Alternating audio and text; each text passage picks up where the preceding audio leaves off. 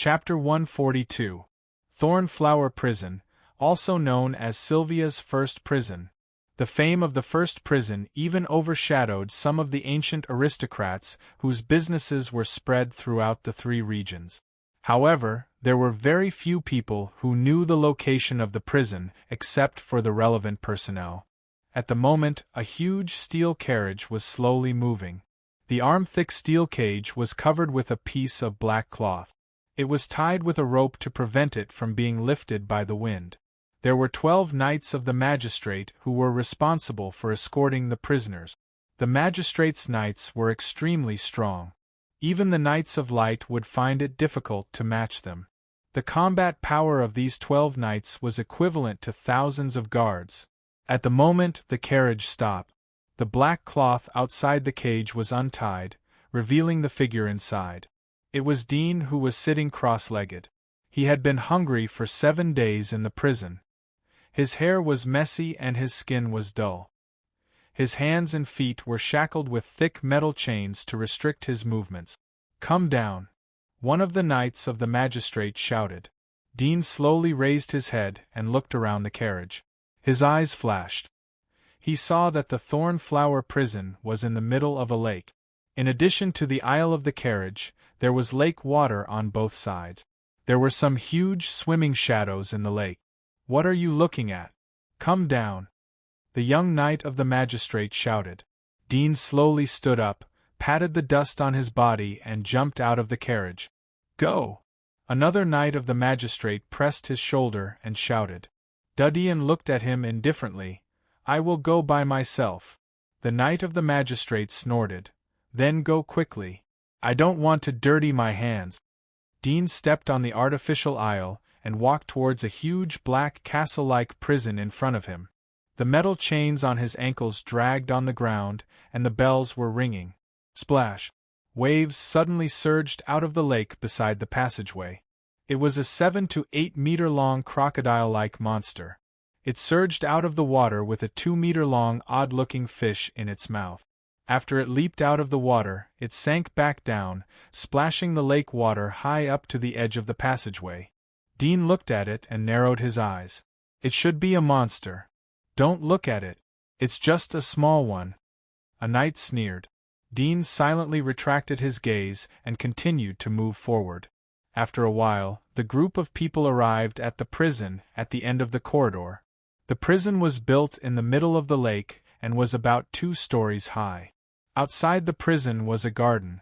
At this moment there were actually gardeners watering the garden. "Go in, the prison is below," said one of the knights.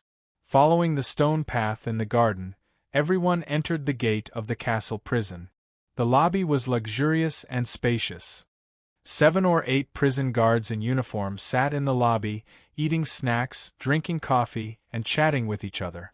If it were not for their uniforms and the medals on their shoulders, most people would think that this was a high-end restaurant in the commercial district. The people in the lobby looked at them after Dean and the 12 knights came in. There was a playful smile on their faces. "It's the first time I've seen such a small one. Soft skin and tender flesh, this is my type. Another new plaything. The last one was too weak. It died after a few tries. Let's investigate whether it has any background." "Don't do anything unnecessary." "What kind of background can a person sent to us have?" Whispers rose one after another in the lobby. But Dean's hearing was extraordinary. He could hear everything clearly. His eyes became colder as he slowly clenched his fists. "Take him away. Don't affect my appetite. It stinks," one of the young jailers who was sitting near the door said in a disgusted tone. A knight of the magistrate looked at Dean. "Follow me." He turned and walked towards the small door next to the lobby. Behind the small door was a dimly lit corridor leading to the basement. The basement level was a spacious torture chamber. The walls were covered with torture tools, and there were sharp barbed iron bars on a horizontal plank. They were stained with blood, and brown flesh could even be seen on the barbed iron bars. Dean's face was gloomy. At this time, a guard sitting behind the counter in the basement saw Dean and others. He immediately stood up and said in surprise, "Newcomers? So small? A knight of the magistrate said to him, "We have delivered the person. We will hand him over to you. This is his information."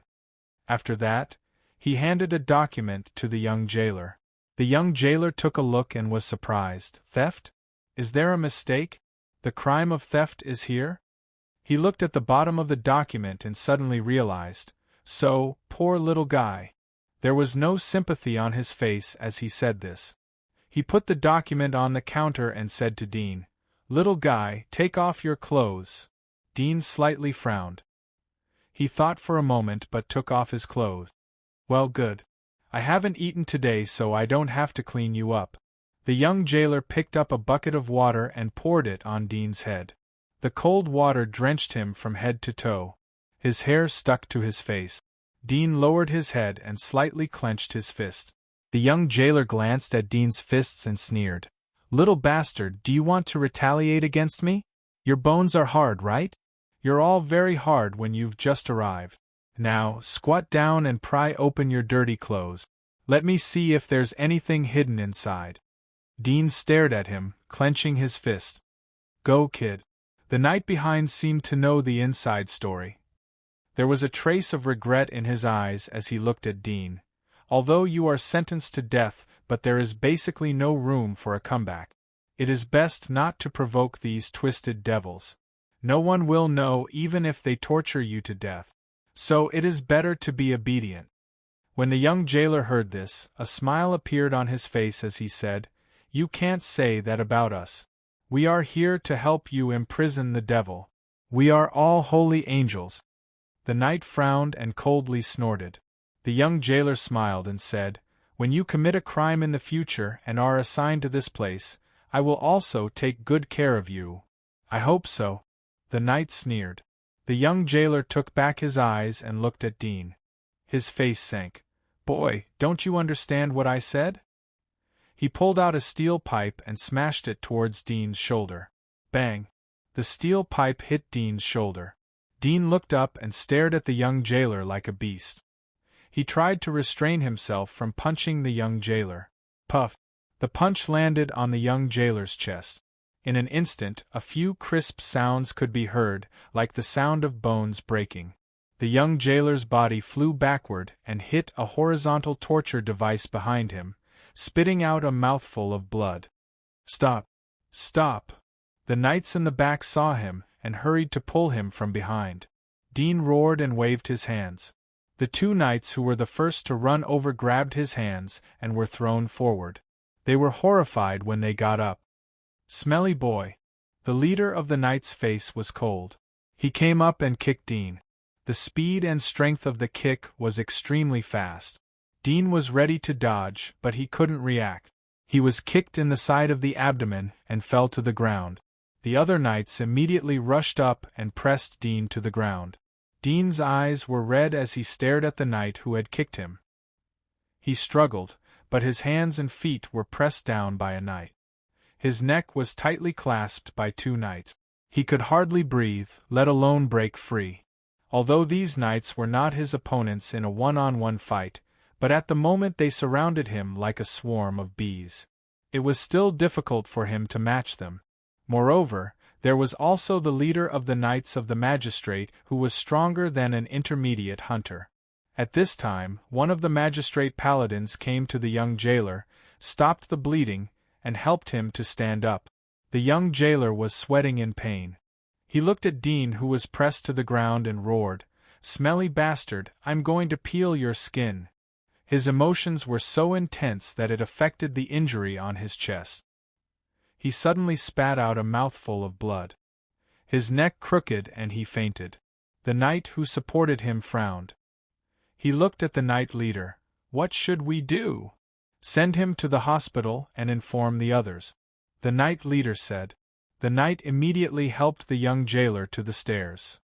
After a moment, 4 or 5 young jailers came down from the stairs. They looked at Dean, who was pressed to the ground by 6 knights. They didn't expect that the newly transferred little guy would have such great strength. So many knights were needed to subdue him. "Take him to the cell. It's getting late. We have to go back," the knight leader said to them. The young jailers looked at each other and immediately stepped forward.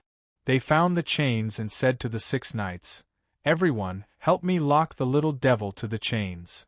The 6 knights couldn't help but look at the leader. The leader glanced at the place that the young jailer said. There was a cross. He slightly frowned but nodded. The 6 knights immediately locked Dean's hands, feet, and head. They firmly locked him and moved him to the cross. His hands were fastened to the iron shackles on both sides of the cross. His chest was also locked with steel hoop. Dean's height was smaller than an adult, so his feet were locked off the ground. Dean struggled hard, but the 6 knights locked his hands and feet. They were skilled at the joints, so he couldn't exert his full strength. He could only watch helplessly as he was locked on the rack. "Let's go." The knight leader seemed to know what was going to happen next. He frowned and turned to leave.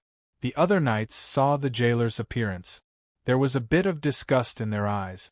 They followed him up the stairs. They only heard a light bang sound as the small door was closed. The 5 jailers looked at Dean's struggling appearance. One of them laughed. "Don't struggle, little devil. We will serve you well." They pulled up the whip on the wall. The whip was full of small, sharp nails. They shook it in front of Dean's eyes as if showing off a delicious dish. Dean struggled for a moment. He felt that the place where the cross was tied to was not showing any signs of loosening. He suddenly stopped struggling and used his strength to protect the surface of his body. "I want to live. Live," he kept saying in his heart. With a puff, the whip in the jailer's hand lashed out. The iron on the whip definitely scratched his body, and the sharp pain immediately made him clench his teeth. "Scream, scream," the jailer said excitedly as he whipped. Dean lowered his head and clenched his teeth. The other 4 jailers laughed. "I like such a hard bone. Pay attention. Don't kill him. Let's pierce the nails first." "All right." One of them took out 2 finger-long nails from the box under the torture cabinet. Behind the nails was a huge nail cap. The nails were covered with dust. He picked it up and blew it. Perhaps it was too long.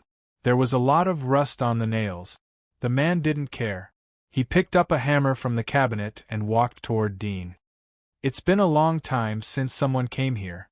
The nails are rusty." One of them picked up a nail and shook his head. "Come on, hold him down," the youth with the hammer said. The others immediately held Dean down. The youth with the hammer pointed the end of the nail at a few inches below Dean's shoulder blade.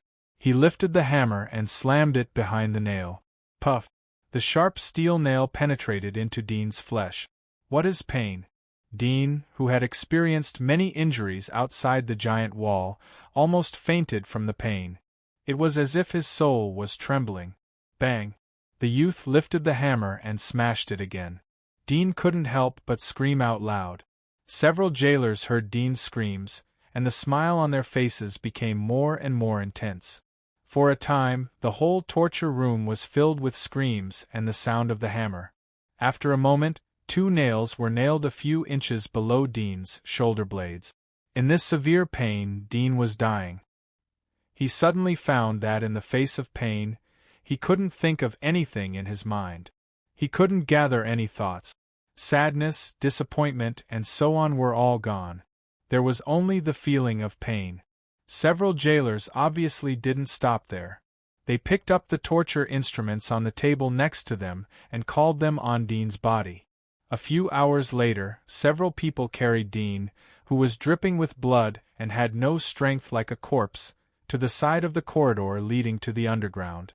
After entering the corridor, they came to the floor below the corridor. The light here was dim. There were dim yellow oil lamps on the wall. The inside was extremely spacious. There was a steel cage as thick as an arm. There were figures sitting in the darkness. "Hey, a newcomer? Poor little guy, the smell of blood is so fragrant, so small? Gee, look at this delicate skin and tender flesh. Hey, my lord, send this little guy to our cell." Excited voices came from the cages on both sides. Some people whistled. Dean's consciousness was blurred, so he couldn't hear what they said. But when he passed by one of the cages, A voice came to the iron pillar next to the cage and smiled at him. "Welcome to our happy little family." Then, Dean felt that he was thrown on a cold, hard ground. His cheek was on the ground. A fishy smell came from the ground, as if someone had urinated here.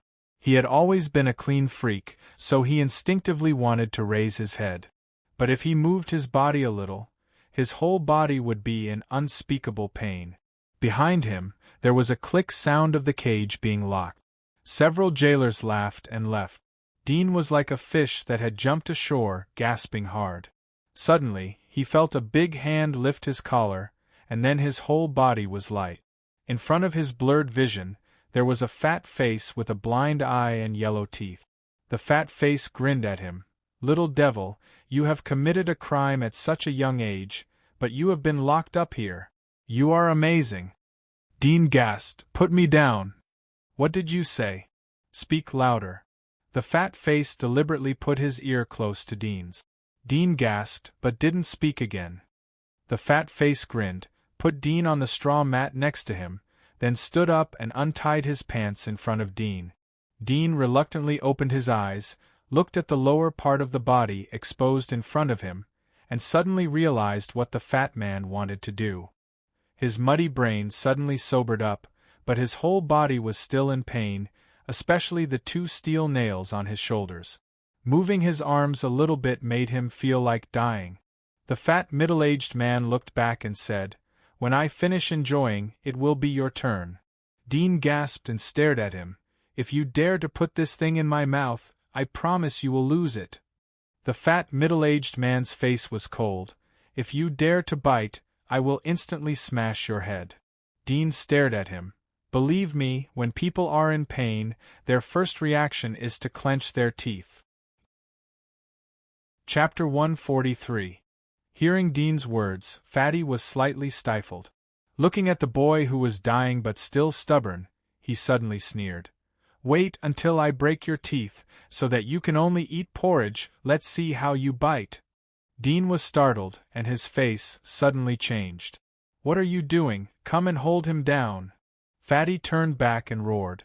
In the darkness of the cage behind him, several figures of different heights came out and sneered. "This little devil is strong. It should be very exciting to play with him. Struggle, little brat. I'll make you scream with joy later." Several people laughed and said, while moving forward, looking at Dean, who was forced to stick close to the cage, and laughed with bad intentions. There was a burst of laughter from the other cages next to them. Some people in the cage shouted loudly, "Fat pig, don't play too much, we still want to play. It's rare to see such a soft skin and tender flesh come in. Damn, this fat pig is lucky. Unexpectedly throw him into this fat pig's cell. If I knew there were new people coming in, I would have killed 1 or 2 to make room." Dean looked at the approaching figures and smelled the stench of urine and feces. He felt nauseous in his heart. He clenched his teeth and struggled to stand up slowly. Just this small movement was so painful that his whole body almost cramped. He wished he could pass out. However, the surrounding laughter, as well as the nearing lascivious laughter, caused his heart to be filled with fear, anger, and a deep sense of helplessness and sorrow. He clenched his fists, and like a wounded beast, he growled, "Don't come any closer!" The youth's pale roar was met with more and more laughter. He tightly stuck to the cage. His heart only wanted to escape from here, but there was no way back behind him. What is despair? When he faced a few meters tall monster, he still held a trace of desire to survive. But at this moment there was a pain in the bone marrow of despair.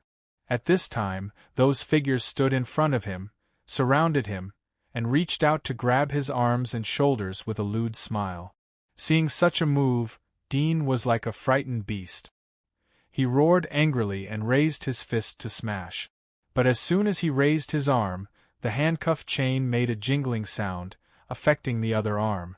From the shoulder blade of the other arm, there was a burst of severe pain, almost making him faint. At the same time, there was a sound of fist hitting flesh. A thin figure who was grabbing his arm was hit in the chest by Dean's fist. He took a few steps back and almost fell down. He covered his chest and kept rubbing it to relieve the pain. At the same time, he gasped in horror. This sudden counterattack caused the others to be stunned for a moment. The other noisy cells also quieted down for a moment, and then a burst of laughter came. "This little brat is pretty strong. You still have the strength to fight back even with such injuries. Tsk. Fat pig, your subordinates are too weak. They were actually beaten back by a little brat. Did you squeeze them dry too much? Haha, all the good stuff is in this fat pig's mouth." Hearing the ridicule of the other cells, fat middle-aged man and the figures surrounding Dean all looked ugly. "Motherf *cur, take off his pants for me, I want to *ck him to death," the obese middle-aged man said angrily. The others immediately stepped forward. Dean gasped and looked at the few people approaching again. He roared and waved his fists randomly. Although the fists were not big, they were waved in the wind. The people next to him did not dare to get close for a while. One of them boldly tried to catch Dean's fist, but as soon as he touched it, he was shocked to find that the strength of the small fist was beyond his imagination. His arm was numb, and he hurriedly retreated. Fat middle-aged man saw that several of his subordinates did not dare to get close. He scolded and stepped forward to see the opportunity. He kicked the gap in Dean's chest. Bang! Dean's body hit the cage behind him, making a muffled sound. Fat middle-aged man's strength was great. He stepped forward and kicked Dean's chest, shouting, "Stubborn! Stubborn!" In vain, he screamed in pain. He saw Dean suddenly wrapped his foot and bit his thigh like a vicious dog. Fat middle-aged man hurriedly swung his foot, but when he swung, Dean's teeth pulled the flesh of his thigh, tearing it more painful. In panic and anger, he hurriedly raised his fist and hit Dean's head. Bang! Dean's head was hit by the fist. His eyes turned black and he almost fainted. But at this moment there was no other thought in his mind. There was only one thought: live, never let go. Bang! Bang! Fat middle-aged punched again and again, but Dean still bit Dean and didn't loosen his grip. "Help me pull him away." Fat middle-aged man was in pain and cold sweat. He roared at the people next to him. Several people reacted and hurried forward to pull Dean's hands and feet. One of them was quick-witted. He lifted his foot and kicked the nail on Dean's back. Dean couldn't help but cry out in pain due to the sharp pain. Taking advantage of this opportunity, Fatty hurriedly withdrew his foot. He saw that the flesh on his thigh was engraved with teeth marked. It was like a dumpling, almost falling off from his thigh, leaving only a little bit of flesh stuck to his thigh. He roared in pain and retreated to the straw mat next to him. He roared to several of his subordinates, "Beat him! Beat him hard! Beat him to death!" Hearing this, several of his subordinates did not dare to neglect and immediately punched and kicked Dean. Dean felt like he was thrown into a blender. A steady stream of force hit his body as if to crush him. The pain was imposed on his body, making him feel like he was better off dead than alive. The sharp pain seemed to shatter all his consciousness, his persistence, his beliefs, and even his personality. Perhaps if he bowed his head, he would no longer feel pain? Don't resist, you will die. There seemed to be a voice constantly telling him. He didn't know how much time had passed. As if he was finally tired of it, he felt that he was thrown to the ground. The punches and kicks that constantly hit his body were all withdrawn. At this moment, he suddenly felt that the world seemed to calm down. His heart was relieved. He only hoped that he could lie down like this. However, the world was connected. If a person fell down, he would meet another person who would step on him again. In a daze, he felt his body being lifted up by someone. Two coarse hands grabbed his waist, as if they were carrying a weak sandbag. His body also bent down from the waist, as if he was bending over and lowering his head. His muddled thoughts were suddenly awakened. Although he did not look, he realized what kind of posture this was. Don't resist, It's too painful. There seemed to be a voice persuading him. Bear it? He suddenly thought that if he could bear such a thing, he could even abandon himself. Why can't he bear this pain? These thoughts flashed through his mind in an instant. Faces flashed through his mind. Intense hatred and unwillingness suddenly blocked his chest. He roared hysterically, twisted his body, raised his left hand and waved it. Bang! The fist swept the side of the figure's abdomen. The figure groaned, loosened his hand and took a few steps back. Dean also fell to the ground, but he climbed up again. He clenched his fists and knelt on the ground, roaring at the sky. Ah ah ah ah! The roar reverberated throughout the entire cage, resounding through the entire cell. The person who was hit in the abdomen was about to rush up, but heard the soul-shaking roar of the teenager. He could not help but be startled. It was like a battle between beasts, roaring at each other to scare each other. He was frightened. The laughter of other cells was instantly overshadowed by the roar. Everyone looked at the young and thin figure, and could not help but put away the contempt in the bottom of their hearts. For a time they were speechless. The cell was silent, only the roar echoed. Chapter 144. After a moment, the fat middle-aged man who was next to him reacted and shouted, "Waste! Go and cripple him. Let's see how he will fight back." "Boss." The man who was covering his abdomen hesitated. "This kid's strength is too big. He doesn't look like an ordinary civilian. How about we starve him for a few days and then cripple him?" Fat middle-aged man was so angry that he rolled his eyes. "Waste! Waste!" Although he was cursing, he didn't force the others to besiege Dean. The latter's resistance really surprised him. Generally, people who had been pierced by steel nails, no matter how rebellious they were before, would become like a dead dog. They wouldn't be able to resist. But this kid was very strange. He was obviously lying on the ground and didn't have the strength to stand up. But the result was that his resistance was crazier and fiercer than the others. Moreover, he had tasted Dean's strength. He couldn't help but think that if it wasn't for the steel nails, he wouldn't be the kid's opponent in a head-on fight. Don't let him rest. This kid is most likely a hunter or a knight. Although fat middle-aged man's face was fierce, but his mind was very sharp. Give me 24/7 turns to attack him. Don't let him close his eyes. I don't believe that I can't beat him. A newcomer wants to make waves? Bah! Fat pig, stop. A voice came from the cell next to him. A burly youth said in a low voice, "This kid has good potential. I want him." Fat middle-aged man's face sank. "Scar, it's not that I don't want to give you face, but I have already offended this kid. If I let him live a good life in the future, then I won't have a good life.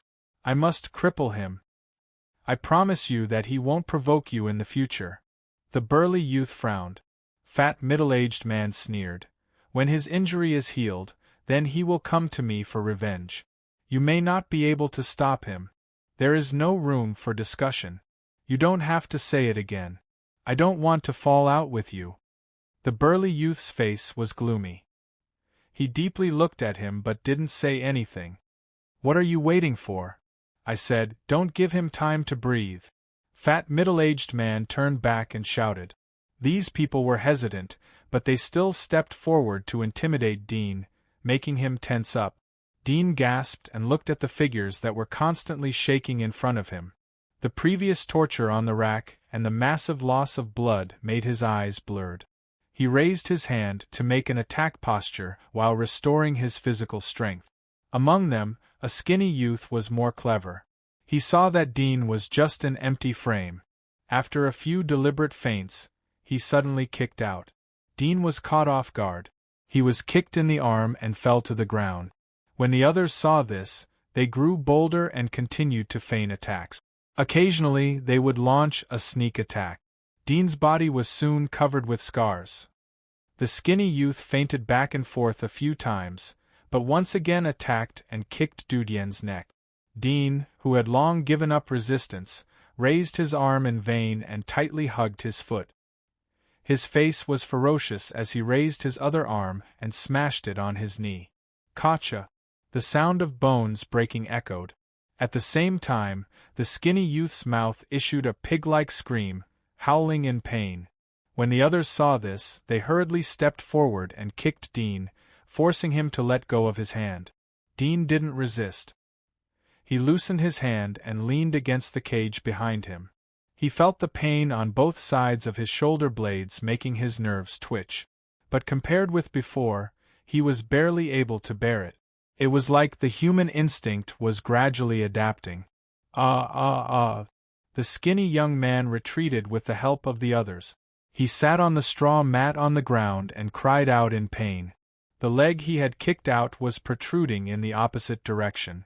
The blood vessels and nerves inside were obviously damaged. Fat middle-aged man's face changed. He looked at Dean coldly and said, "Good boy, you are tenacious." Dean stared at him and didn't speak. The others immediately helped the skinny youth to deal with his leg injury and adjust his bone. For a while, no one paid attention to Dean. The people in other cells knew that the entertainment was over. They were a bit bored. Boring. Fat Pig is too garbage. He can't even deal with a little kid. Fat Pig, if you don't kill the little kid, then you will be the one to die. He came to our thorn flower prison at such a young age. He is definitely an evil embryo. Fat middle-aged man didn't think that the new kid would be so difficult to deal with. But he didn't rush to act and continued to wait. A few hours later, 2 jailers opened the door and put down a wooden plank from the stairs. They carried a cart and rolled down the plank to the corridor. One of the jailers shouted, "Trash, it's time to eat." The laughter and chatter in the cells suddenly quieted down. Another jailer picked up the food on the table and threw it into each cell. All of them were pieces of dark bread. "Sir, we seem to be missing one," someone in one of the cells said. 2 jailers picked up the dark bread and casually threw it away. One of them bent down and said, "Missing one? Give me the one in your hand." The jailer seemed to realize something and shook his head. "It's a lot. I told you to give it to me. Did you hear me? Stupid pig!" The jailer roared. The jailer's face turned ugly, but he still handed the bread to the jailer. The jailer picked up the bread and spat 2 mouthfuls of saliva on it. He threw it on the ground outside the cell. He lifted his toes and stepped on it. He twisted back and forth and flattened the bread. He sneered, "Garbage, if you want to eat then pick it up." Then he went back to the cart and continued to distribute the dark bread to the other cells in the corridor. After a moment, the cart arrived in front of Dean's cell. One of the jailers was one of the 5 jailers. He saw Dean leaning against the cage. He couldn't help but laugh. "Little kid, are you used to living here? Did this fat pig make you happy?"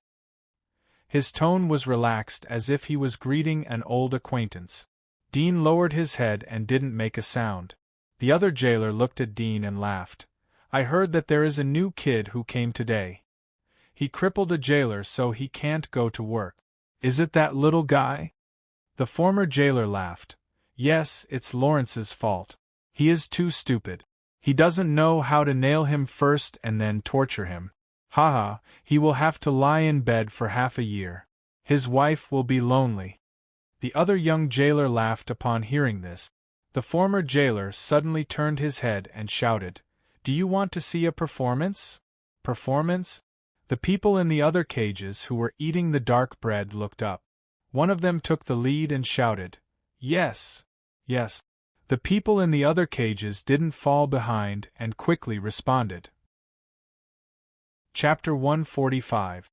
Hearing his words, obese middle-aged man's face slightly changed. He wanted to let the others grab all the food that was allocated today, and not let Dean eat. At night, he would let the others take turns to consume Dean's spirit, not letting him sleep.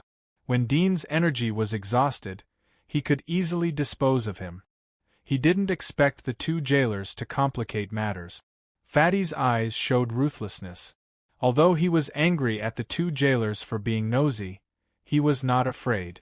Let alone a wounded child, even if it was a strong wolf, he would dare to pounce on it and bite it a few times. "Let's start," the jailer who knew Dean said with a smile. "If there is no winner, then both of you will eat dirt." Fatty took a deep breath and slowly stood up from the mat. Although there was a dull pain on his feet, but in the face of a real battle, he was able to restrain himself. Step by step, he steadily walked towards Dean. Dean leaned against the cage. His whole body was aching. He frowned as he looked at Fatty slowly approaching. He suddenly looked up at the jailer. "Can I admit defeat?" The jailer smiled. "Little guy, you'd better not spoil my mood. Everyone is watching. You can rest assured that this fat pig won't dare to kill you. Only we can execute scum like you." Fatty squeezed his fist and grinned. "Boy, you should beg for mercy from me. Call me ancestor and I will give you one less punch." Dean took back his eyes, sighed and murmured, "Unfortunately, I don't want such a stupid descendant like you. You are courting death." Fatty's face twitched. His eyes were full of anger and killing intent.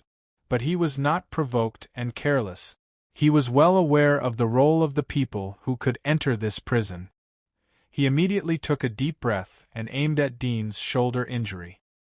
His eyes flashed slightly. He suddenly lifted his foot and swept out. Whoosh! The wind whistled and the momentum was great.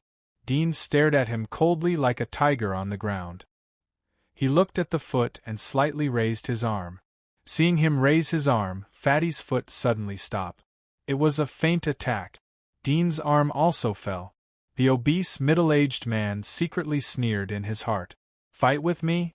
He lifted his leg again, and it was another powerful kick. Dean saw him lift his foot and raised his arm slightly. The fat middle-aged man retracted his foot once again and feigned another attack.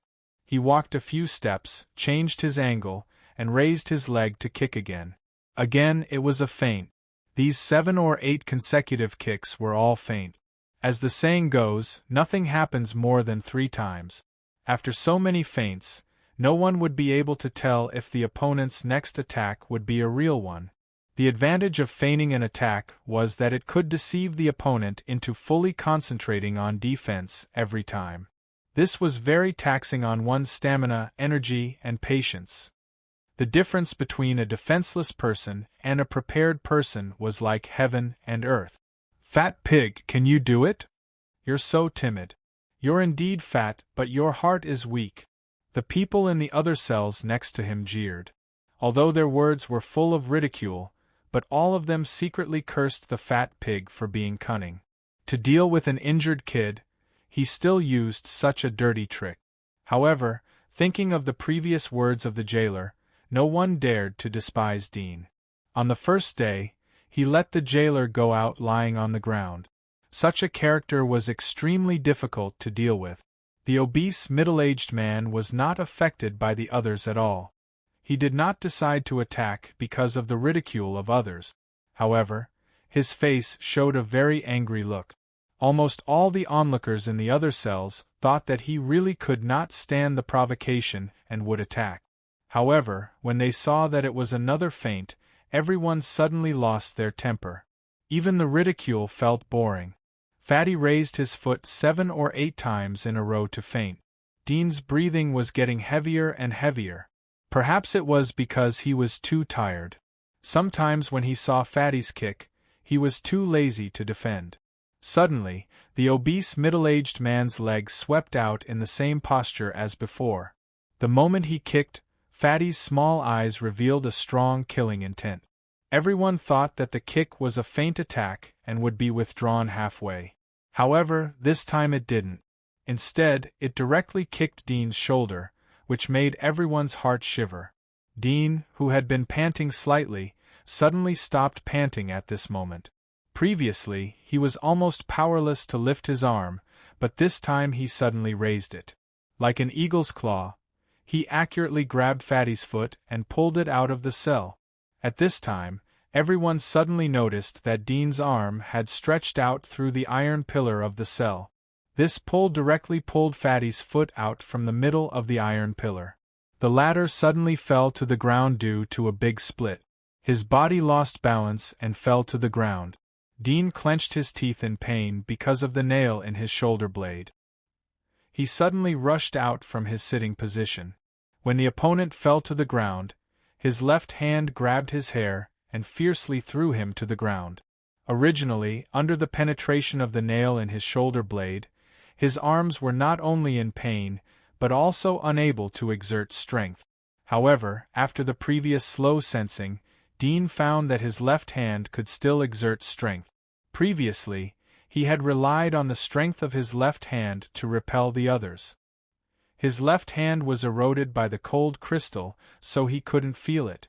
Although the internal muscles would still affect the nail in his shoulder blade, he could exert the same strength as before. However, the greater the eruption of strength, the greater the impact of the nail and the heavier the pain would be. However, he knew that this was the hope that he had to grasp. A strong desire to survive made him almost explode in pain and burst out with all his strength. Bang! The fat middle-aged man's forehead hit the ground hard, especially the split posture, which almost made him faint from the pain. The pain in his waist, spine and crotch made him want to scream. Although he had done a lot of bad things, it did not mean that he could bear great pain. Dean clenched his teeth and grabbed his hair. He didn't wait for him to grab back, and his fingers suddenly poked out. Puff! Almost at the same time, the index and middle fingers of his left hand deeply inserted into Fatty's eye socket. The two eyeballs were suddenly squeezed out. But Dean's fingers were clasped down, tightly clasping the eyeballs left and right. Ah! Fatty almost went crazy from the pain. He raised his arms and punched randomly. A punch hit Dean's abdomen, affecting the previous injuries caused by torture.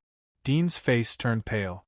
Seeing that his eyes were blind, he immediately loosened his fingers, took a few steps back, fell to the ground, and gasped for breath.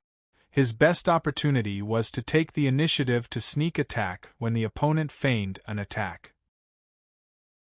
Chapter 146. This sudden turn of events stunned everyone. Everyone shuddered as they looked at the obese middle-aged man who was lying on the ground and howling in pain. Dean leaned against the cage next to him, gasping for breath, suppressing the pain in his body.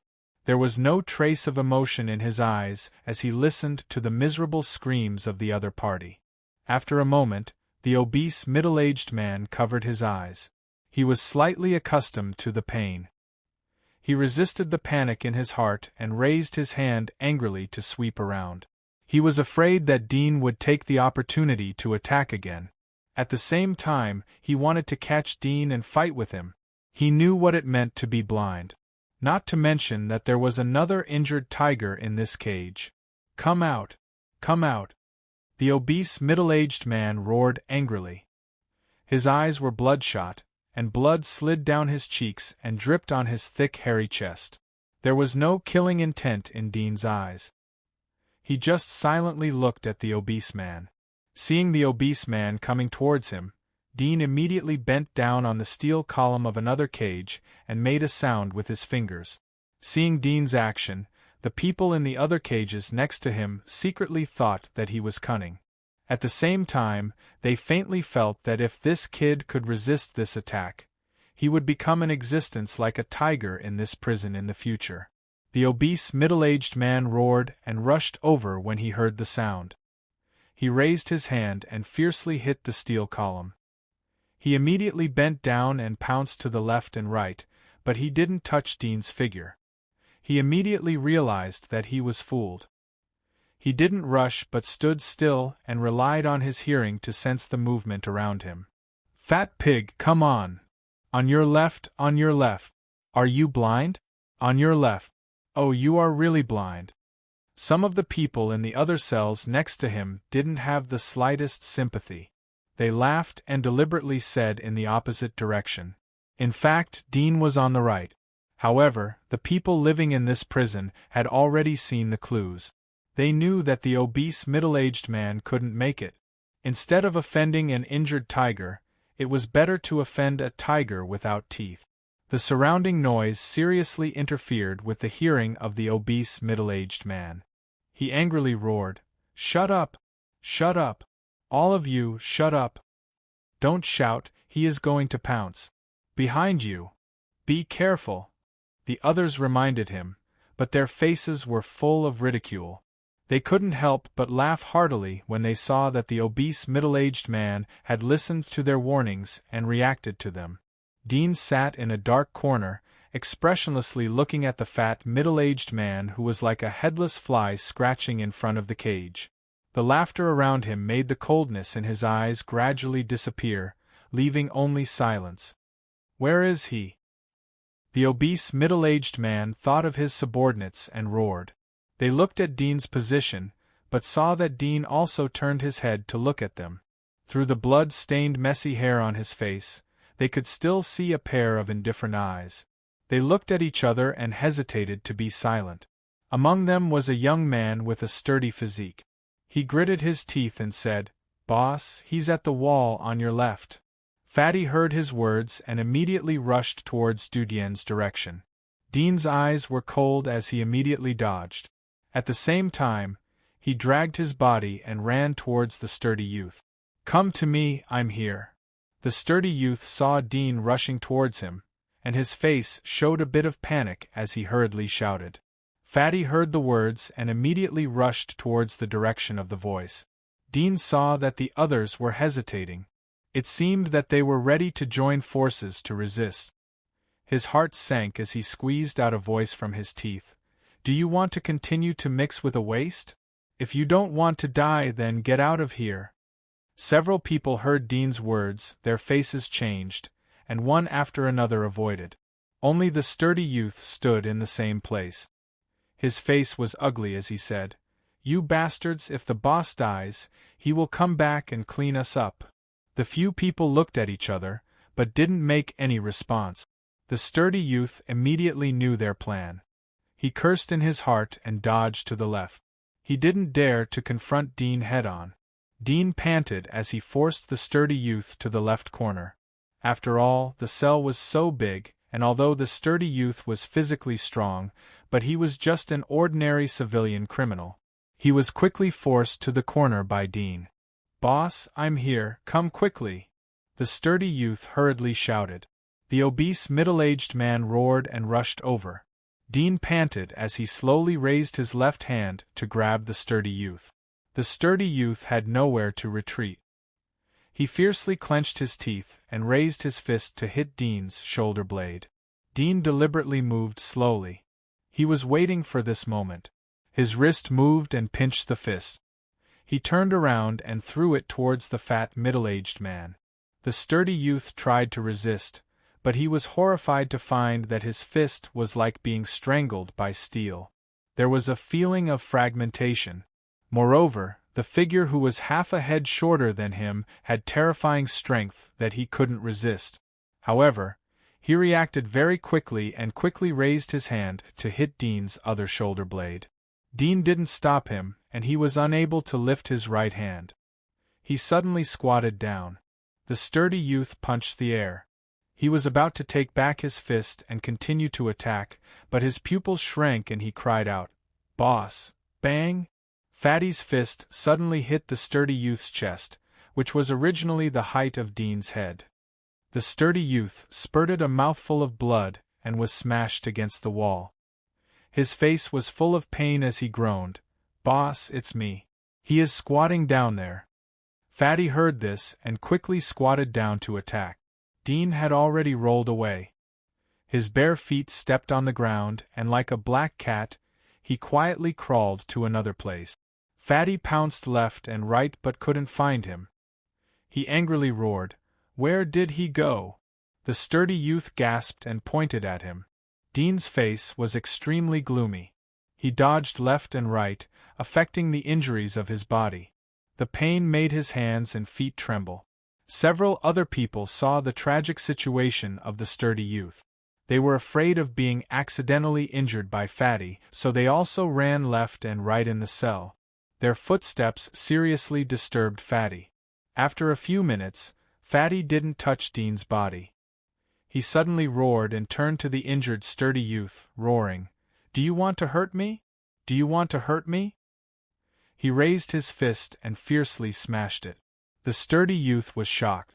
Seeing the punch coming, he cried in horror, "Boss, don't, I didn't," bang! The fist followed the sound to find his head and hit the bridge of the nose. The sturdy youth suddenly fainted. Seeing this, the others were pale. They knew that the sturdy youth didn't believe anyone, so they didn't dare to make a sound. Chapter 147. Well, that's the end of the game. The former guard shrugged his shoulders and threw 2 pieces of cheap black bread into the cage. He looked at Dean. "Eat, little guy." Dean was relieved and was about to pick it up. The obese middle-aged man suddenly roared, and rushed towards the source of the voice. He fumbled around on the ground, and picked up 2 pieces of bread, and stuffed them into his mouth. "Shut up, you scoundrel!" the jailer roared angrily. The obese middle-aged man didn't care and desperately stuffed it into his mouth. "Fat pig, you are courting death." One of the jailers was infuriated. He took out the key and opened the cage. He took out the stick from the cart and ruthlessly whipped the fat middle-aged man's back and head.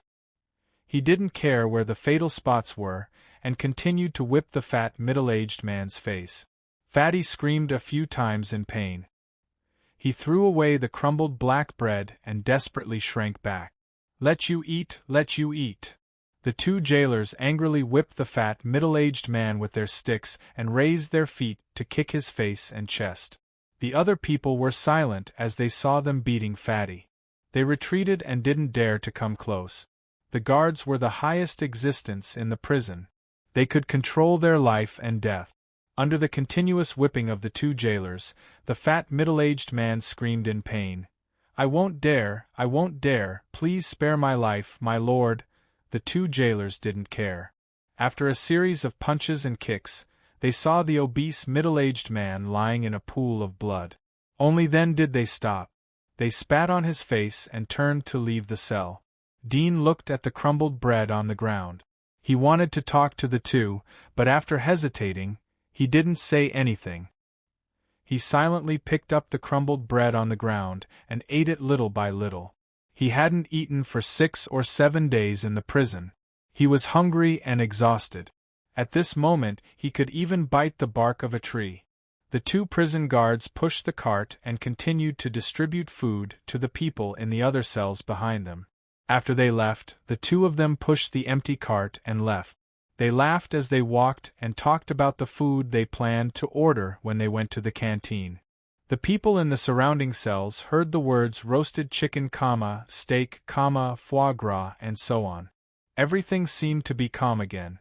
The people in each cell ate the bread they had snatched as fast as they could, and then began to chat with each other listlessly. They talked about women, the scenery outside, and their past glory. Dean silently ate the bread.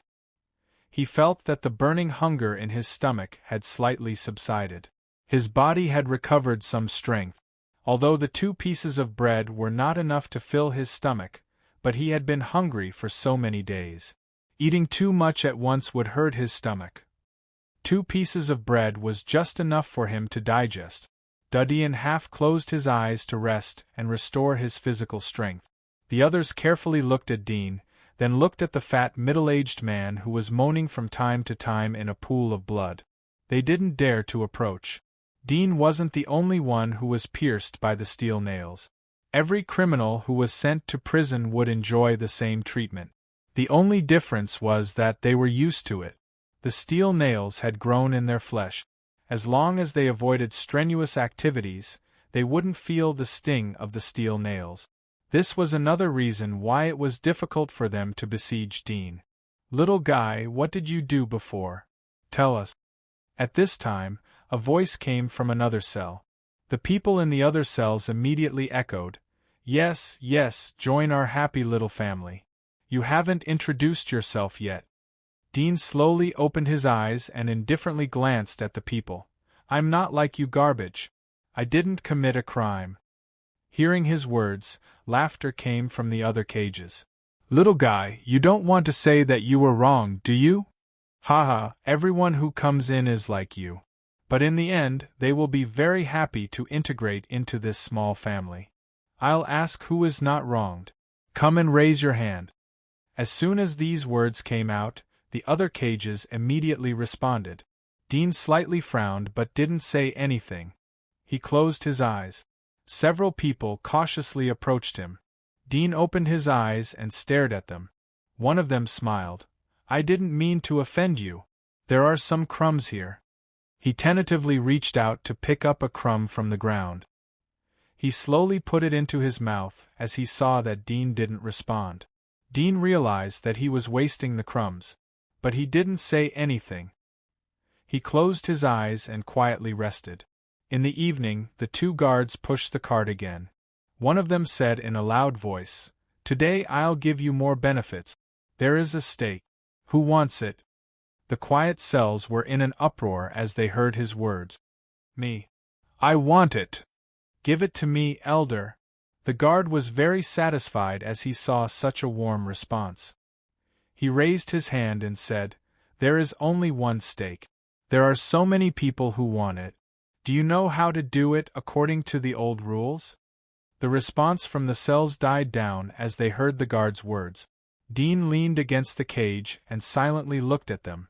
He saw that one person in two of the cages said, "I want it." The two jailers glanced at them and said with some dissatisfaction, "Looks like you're both full. Just the two of you?" They saw that there was no response from the other cells. They coldly said, "Then you can fight for it." They opened the locks of the two cages. Two people stepped out of the cages. One of them was the Scar youth who had previously said that he wanted Dean. "Scar, don't fight with me." A blonde youth came out of the other cell. Scar sneered, "It depends on your own ability." He took the lead to attack. Dean silently watched. After a few minutes, the winner was Scar. His face was red and swollen. He gasped and said, "Elder, I won." "I know." The guard handed out the steak. Scar reached out his hand to take it. The steak fell to the ground. There were several rows of bite marks on the steak. It was obvious that it was a leftover piece. The guard spat and said in a disgusted tone, "Do you think that I don't know that you want to eat steak? Do you think that I don't know that you are deliberately acting?" Scar's face slightly changed. "I can't wait for Elder to drag him out and peel off a layer of skin." The jailer sneered and said, "As you wish." Scar's eyelids twitched but his expression remained unchanged. The blonde youth who was beaten to the ground roared at Scar, "Damn beast! I curse you to die a horrible death." The jailer waited for Scar to pick up the steak and then locked him in the cage. Then he continued to push the cart and distributed bread to the other cages. When all the bread was empty, the jailer left with the cart along with the blonde youth. When the door above the corridor was locked, the heavy atmosphere in the cells on both sides of the corridor was immediately relieved. These two damned beasts! Unlucky old Jean! Indignation and sighs came from the cages. Dean picked up the 4 pieces of bread that were thrown at the door of the cage. He looked back at the hungry eyes of several people in the dark. "Who wants to come and grab it?" Several people saw Dean pick up the bread in a coherent movement. How would they dare to snatch food from him? They quickly shook their heads. One of them said in a flattering tone, "You are our boss in the future. If you have any command, just say it. We will follow you." Dean had sensed the rules of survival in the prison. He didn't say anything as he slowly ate the bread. After eating 2 pieces, he stuffed the remaining 2 pieces into his arms and prepared to eat them later in the night. Several people looked at him with envy but didn't dare to come forward to grab it. They could only continue to flatter Dean. Dean was indifferent. He understood that no amount of rhetoric was more important than his own strength. At this time, Dean noticed that the youth called Scar in the next cage didn't eat the steak but hid it in his arms. A trace of desire flashed in his eyes. Scar noticed Dean's gaze and smiled. "Little guy, everyone here calls me Scar. What's your name?" "Dean." Dean replied. He didn't have any bad feelings towards this person for saving him, but he also didn't have a good impression of him. Scar nodded and smiled. "Were you a hunter or a knight of the magistrate? Were you a knight of light?" Dean wrinkled his brows but didn't answer. Scar seemed to be aware that there were some secrets involved. He smiled but didn't say anything. Dean asked, "Why aren't you eating?" Scar knew what Dean was referring to. He sighed. "Jean has suffered a lot this time. This is for him." Dean knew that Jean was the blonde youth who was dragged out.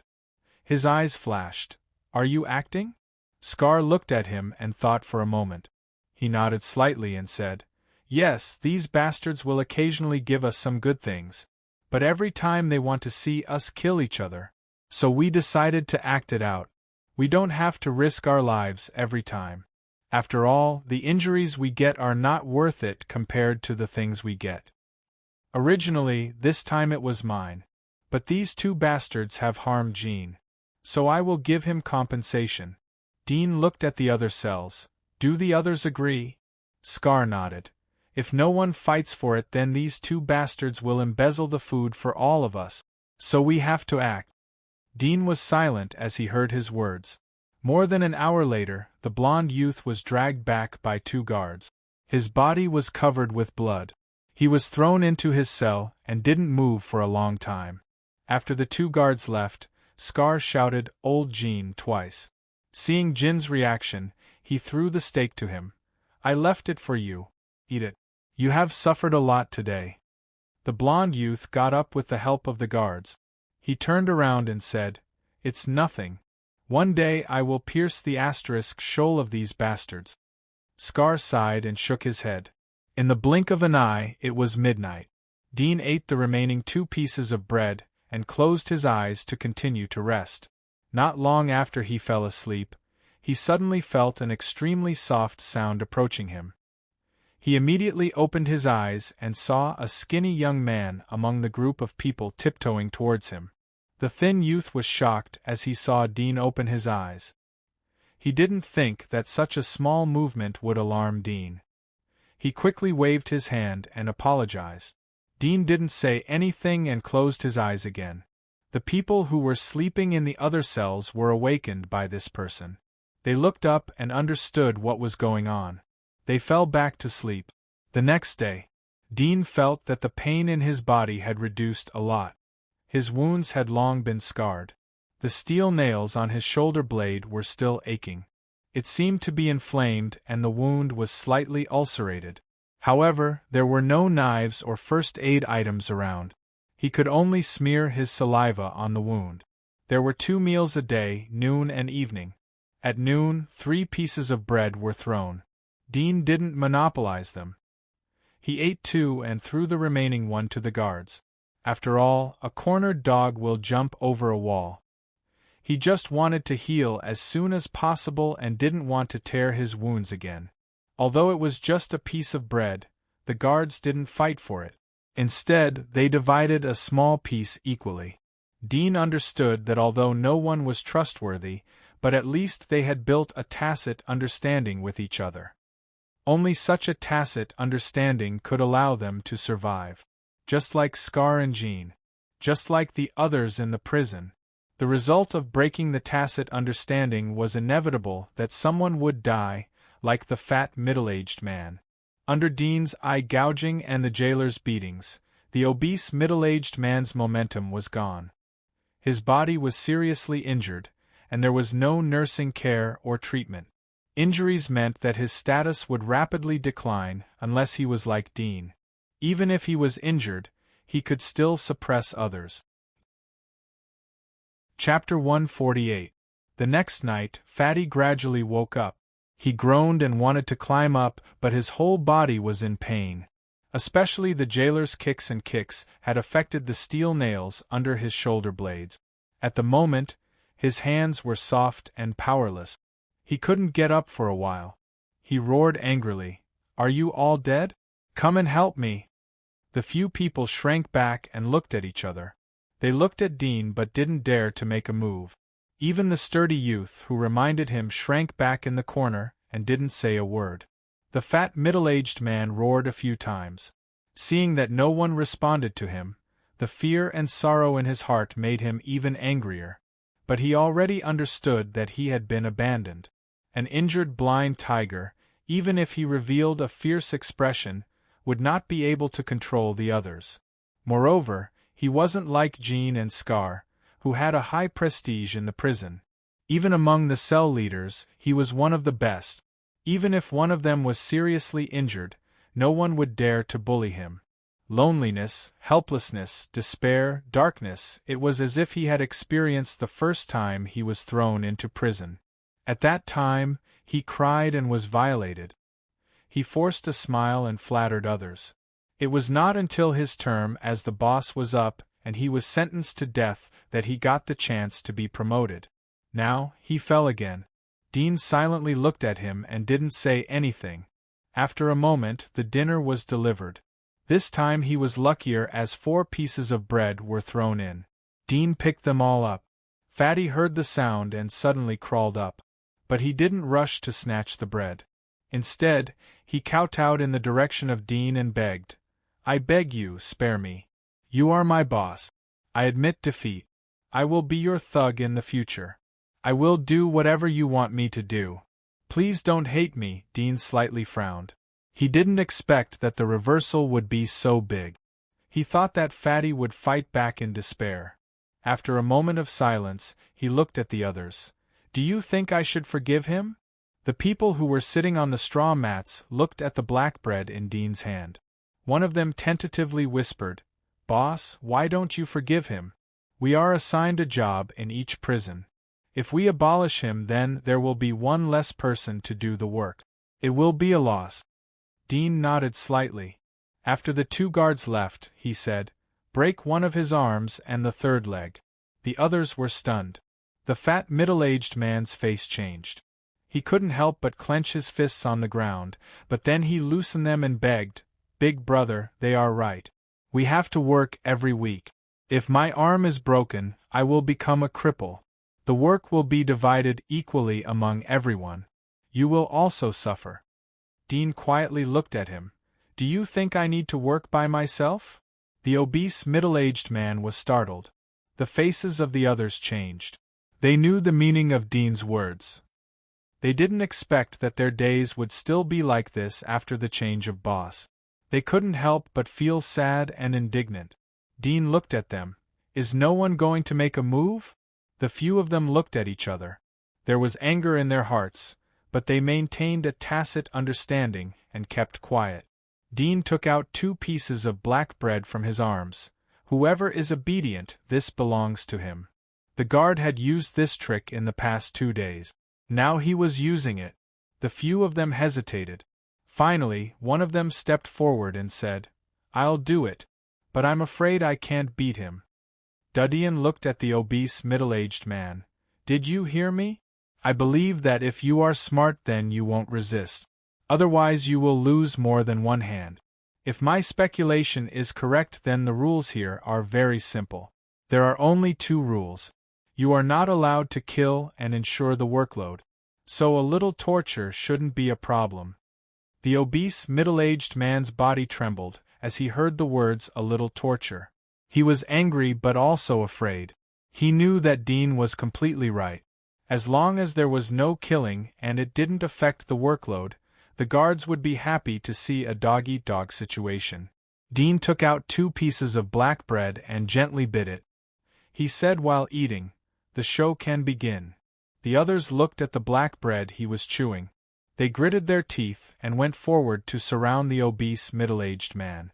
The people in the other cells naturally noticed the situation here. But there was no laughter. Everyone felt a faint chill. They had seen vicious criminals and murderous devils, but they had never seen a person who could adapt so quickly. Dean wasn't purely retaliating. There was no trace of hatred or killing intent in his words. Instead, there was a kind of calmness. It was this calmness that made people feel an extremely dangerous atmosphere. Blood-curdling screams and furious roars resounded in the prison. The sound waves surged against the steel pillars of the cage, and then they were ruthlessly smashed into pieces. Dean was chewing the black bread that tasted like expired food, quietly watching the scene in front of him.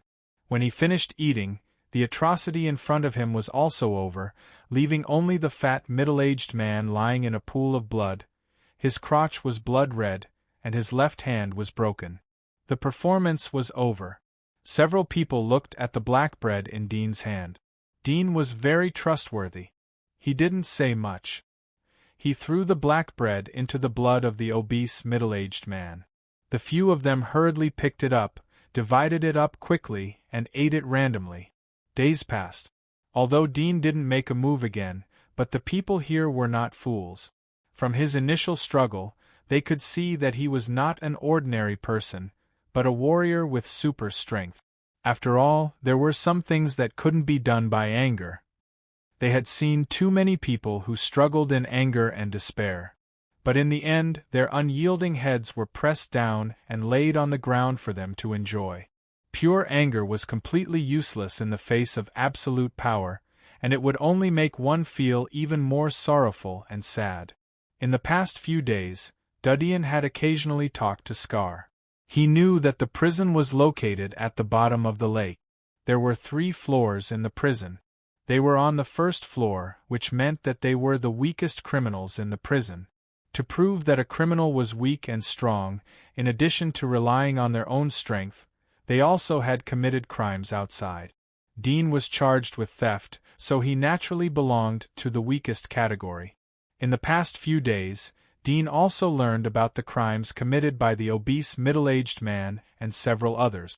The obese middle-aged man was like his appearance. He used to be a wealthy businessman. He was imprisoned for molesting a noble lady. However, it was precisely because of his identity as a wealthy businessman that he had the opportunity to purchase God's blessing from the black market. That was why his strength was so much higher than ordinary people, equivalent to a junior scavenger. Chapter 149. In addition to the obese middle-aged man, the rest of them were from residential areas and slums. Most of their crimes were murder, imprisonment, and so on. The main reason why 8 Delta Literature Network was locked up in this number 1 prison was because the targets of their crimes were either nobles or the Radiant Church, or because their crimes had been leaked and spread far and wide, resulting in a negative impact. On the 5th day of Dean's imprisonment, more than a dozen jailers suddenly came to the cell. They opened the cages and ordered everyone to come out. Dean knew that they were going to start their weekly work. Although nearly 100 prisoners came out of the cages, but there was no collective riot or resistance. There were 2 main reasons. The first was that the piercing effect of the steel nails was too strong. Even a hunter like Dean would feel weak after being pierced by the nails. If he used too much force, it would tear the nail wound. Moreover, many ordinary people who were pierced by the nails couldn't even hold a bird to pee. The second reason was that the guards outside the prison were too strong. Once there was a riot, they would immediately send people to suppress it. Dean's idea of using this opportunity to kill the jailers to escape was stillborn. Under the leadership of the jailer, everyone came to the 2nd floor of the prison. This floor was not a place for prisoners with a death sentence but a huge processing plant. No one knew how many floors there were in the whole prison. Dean was startled when he saw the things piled up on the workbench. These were the limbs of various monsters. They were cut very carefully. The fur was intact and the horns were complete. "Time to work, scum." The jailer closed the heavy iron door and shouted at the crowd with a stick in his hand. Everyone came to their respective workbenches step by step. There was a small team in each cage. They occupied a workbench and picked the monster corpses. They skinned, classified, cut corners and so on. Dean put on his work clothes and protective gloves in front of the locker. Although the gloves were made of treated fabric fibers, but the protective effect was far from the gloves made of plastic and nylon materials. Fortunately, the monster's limbs were brought back from the giant wall and transported here. The blood had long dried up and the hair was dry and hard. Most of the viruses, germs and parasites that were contaminated with the hair had died. Considering the poor protection of the gloves, Dean didn't do anything. Instead, he quietly watched the middle-aged man and the others who were busy in front of the workbench. They peeled off the fur from the monster's limbs and neatly piled them on the side. They used a guillotine and dagger to cut off the monster's horns, sharp teeth, claws, and other parts of the monster. Obviously, this wasn't the first time they had done such a thing. In front of the other workbenches, the leaders in the cages didn't make any moves either. They just stood there and watched quietly. Dean was playing with a very thin knife, as he thought in his heart. Several hours passed. Everyone finished their work and lined up to return. However, before leaving, the jailer arranged for everyone to strip naked and come to the bathroom next door to wash their bodies. Dean saw that the hands of the middle-aged man and the others were slightly red and swollen, as if they had been bitten by mosquitoes. However, they were used to it. Before leaving, everyone was strictly checked by the jailer. From the mouth, ears, nostrils, and even the buttocks, they were all checked. After confirming that no one was carrying anything, they were allowed to leave. In the evening, when the food was distributed, 4 pieces were thrown in. Dean picked them all up. He kept 2 pieces and the remaining 2 pieces were thrown to the others. Time passed day by day. The days in the prison were extremely boring. Especially after 2 weeks of Dean's imprisonment. The prison returned to its calm again. Few people were interested in talking. In each cage, crying and moaning sounds echoed in the prison from time to time during the day and in the middle of the night.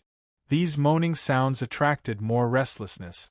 In Dean's cage, except for Dean who had no interest in it, the others would secretly look at Dean when they heard the moaning sounds in the other cages. Some of them couldn't bear it and would help each other. Since the lower body of the middle-aged man was blown up, the desire in this area was completely gone. Occasionally he would feel envious, but he was able to endure it. Dean noticed that many people were looking at him while doing this kind of thing. Their eyes were full of desire and greed. Needless to say, he knew what they were thinking in their heads. From the initial disgust and faint anger, Dean gradually became indifferent. He didn't want to be angry because of these things. His words were getting less and less, and he was getting quieter and quieter. Occasionally he would ask some strange questions. These questions involved astrology business as well as the giant wall, radiation zone, and so on. Many people were happy to answer Dean's questions. In addition to Dean's strength, it was also because the life in the prison was too boring. If they could find 1 or 2 topics, it would cause a lot of people to participate in the discussion. However, when it came to matters related to their privacy, many people would warily ignore it.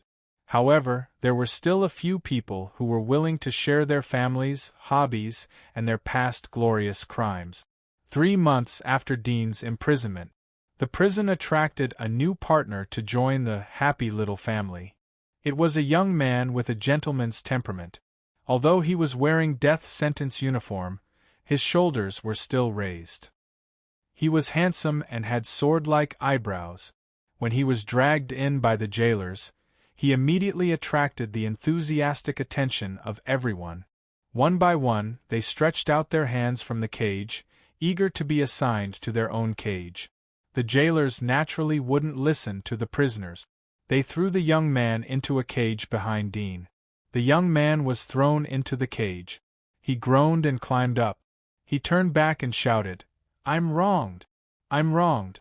I want to appeal! I want to appeal!" The response was a sneer from the jailer.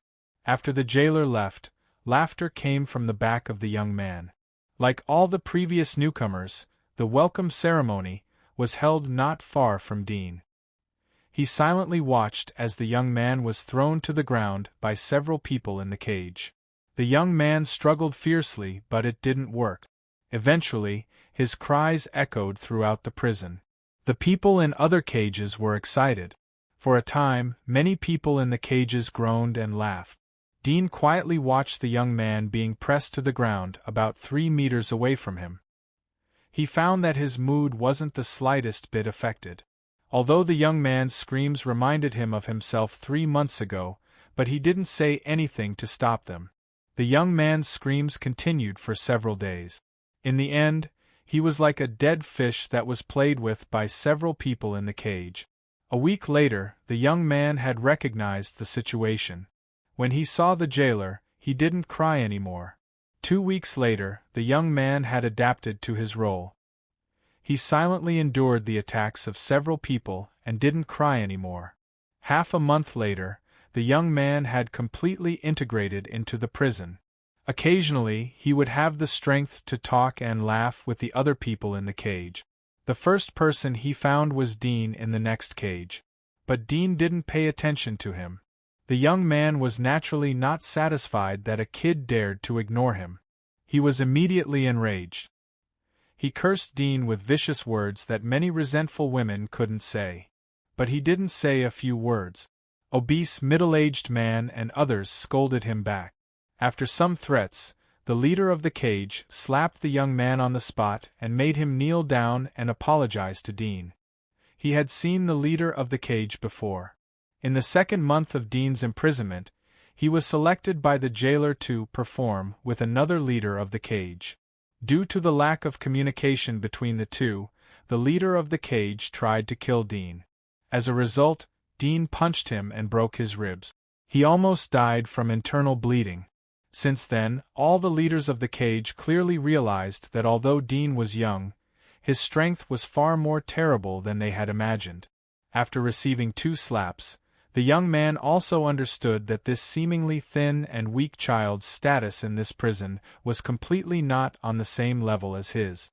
1 month later, another one who is crying injustice. A 7-year-old child was raped. How dare he cry injustice?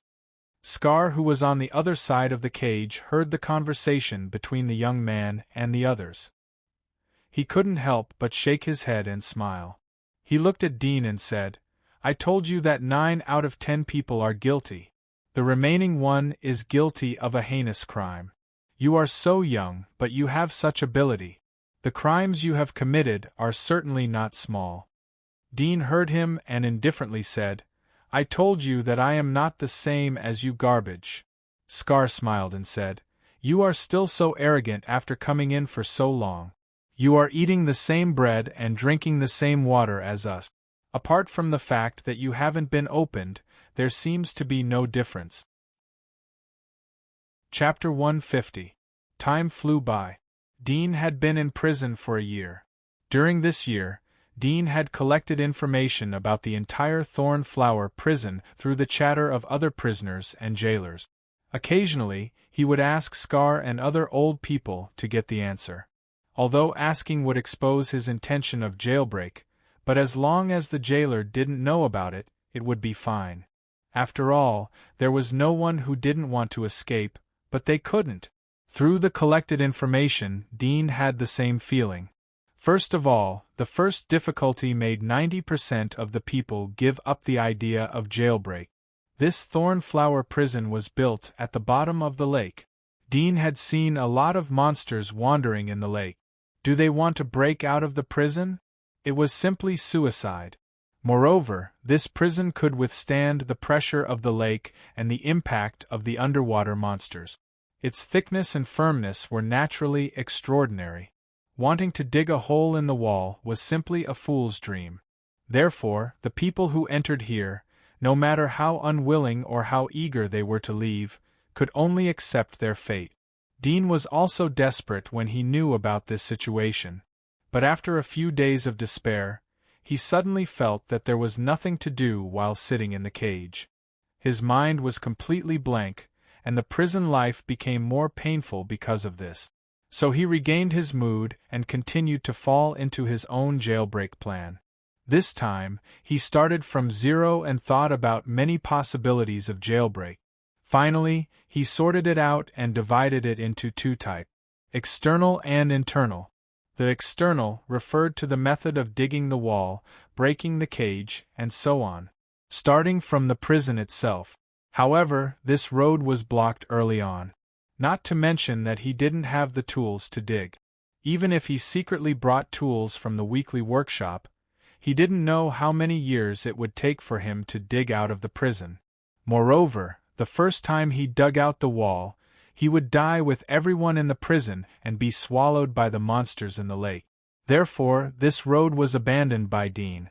If he couldn't start from the prison, then he could only start from the inside, That was the jailer. Attack the jailer? There were layers of guards outside. The jailer dared to let them work collectively. Naturally, they weren't afraid of riots. Dean thought of a soft way: bribing the jailer. Not long after he had this thought, he dismissed it again. This was because he had seen a newcomer who had just entered the prison implement such a method. In the end, the newcomer was dragged out by the prison guards and tortured until he was on the verge of death before being thrown back. Obviously, bribery was futile. It wasn't that the jailers weren't greedy, but they had better ways to extract every ounce of value from you. After thinking about it, Dean felt that there was nothing he could do. This prison was like an impenetrable fortress. There was no way to break it. Was he going to die of old age and exhaustion in prison? Another half a year passed. Dean suddenly went crazy. He roared and screamed, saying some crazy nonsense, and even attacked the people in his cell, beating them half to death. When the two jailers came over, they saw the prisoners in Dean's cell lying on the ground. They saw Dean lying on top of them, and continued to punch indiscriminately. They were furious. They opened the cell and dragged Dean out of the cell. They threw him on the corridor and punched and kicked him. Dean roared and raised his fist and rushed to the two jailers. His strength was so great that the two jailers were immediately knocked down to the ground. This scene stunned the people in the other cells. No one thought that Dean's scapula was pierced by a steel nail, but he still had such a powerful strength. One of the jailers got up and ran away. Soon, he called 4 or 5 jailers and threw Dean to the ground. The jailers dragged Dean out after a round of beatings. More than an hour later, the jailers dragged the dying Dean back and threw him back to his cell. A few days later, Dean's injuries were healed. He shouted and knocked over the obese middle-aged man and others who had just regained some strength. At this time, the jailer came to deliver food. He saw this scene and immediately rushed over to stop him. Dean roared, overturned the cart and wrestled with the jailer. The two jailers couldn't suppress him. One of them was beaten by him and vomited blood, while the other ran away. Soon, Dean was dragged out by more jailers. After being tortured, he was dragged back. This time, Dean was not put in the previous cell, but in a separate cell. Damn, this madman crippled those wastes. They can't complete their task. Distribute him to the other cells. The jailers were angry, but they just tortured Dean and didn't kill him. In fact, the jailers didn't have the right to deal with prisoners at will. Torture was a small matter and it was within their right.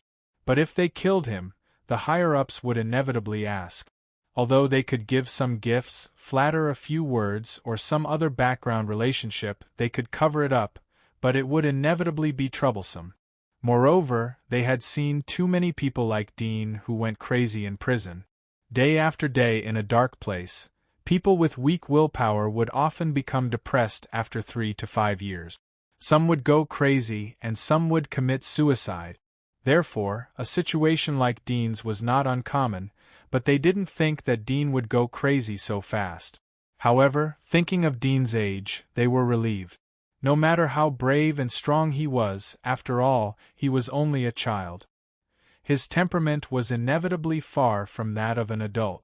While in solitary confinement, the jailers also reduced Dean's food, often only a piece of black bread a day. Dean's body was getting thinner, his eye sockets were deep, his cheekbones were protruding, and his shape was like a skeleton. Fortunately, there was no shortage of water in the cell. As long as there was water, even if there was fierce competition for food in the cell, there were few cases of starvation. After solitary confinement, Dean still went crazy from time to time, beating the steel column or tearing the straw mat. As time went by, his symptoms gradually eased. Occasionally, he would act up and make a big fuss, talking nonsense and cursing the people in other cells. However, the names he cursed were different. The people in the cell knew that Dean was crazy, but they didn't care about him.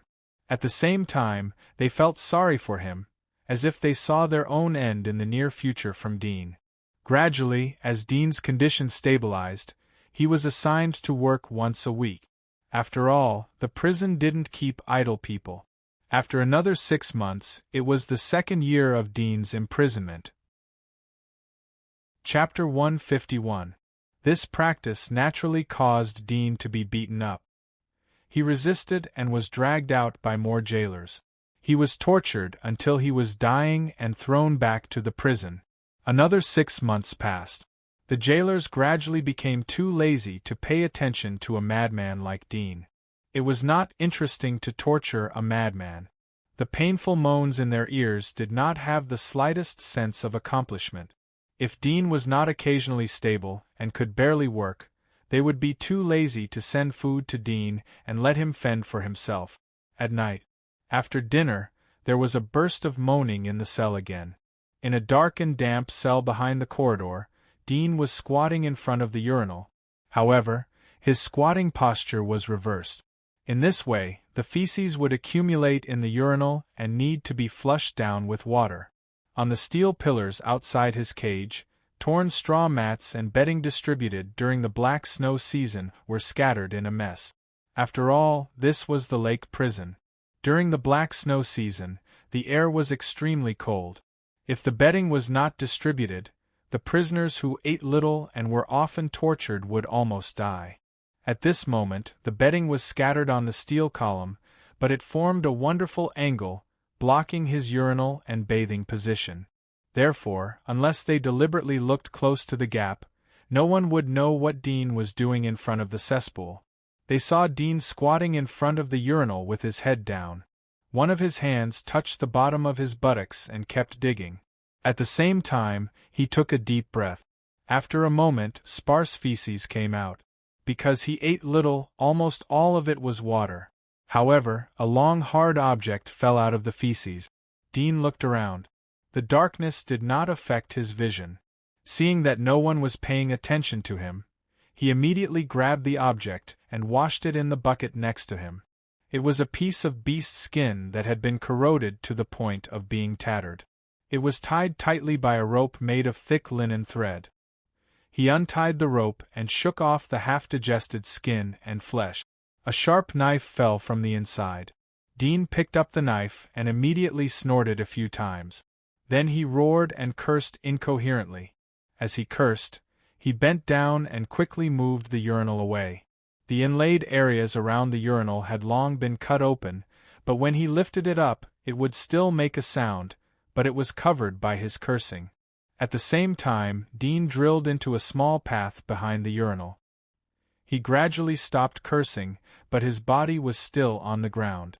From time to time, he would curse a few times until he felt that it was enough. Then he sank into the hole. It was an extremely narrow but deep pit, right next to the excrement pipe. At first, Dean's plan was to climb out of the excrement pipe. In his conception of the prison model, the excrement pipe should go straight to the bottom of the prison and then be buried in the bottom of the lake. It should go somewhere outside the lake and not to the bottom of the lake. Because if they were at the bottom of the lake, the water pressure would rush in and drown the prison. Therefore, this was definitely the only safe escape route in the prison. It was also the weakest part of the design of the whole prison. However, to his disappointment and even despair, the vertical excrement pipe leading to the bottom of the prison was not big. Even though he was hungry and skinny, he still couldn't drill into the pipe. Moreover, the pipe was made of steel and couldn't be destroyed. Therefore, he could only take the risk and use the weekly work opportunity to steal the tools from the workroom and dig another passage. After half a year of digging, the narrow passage had a depth of more than 10 meters, equivalent to the height of 1.5 floors of the prison. Whether it was the thickness of the walls or the thickness of each floor, they had been reinforced.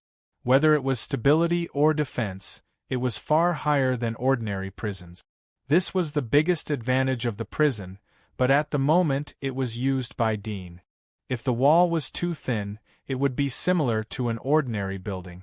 Naturally, there would be no opportunity for him to dig, and it would be easy to be noticed. But the wall was too thick. According to the thickness of the ground, the wall was at least 5 meters thick. It was enough for him to dig a shelter. Although the wall was very thick, Dean still didn't dare to cause too much movement. He carefully used the blade to poke out the soil and stones.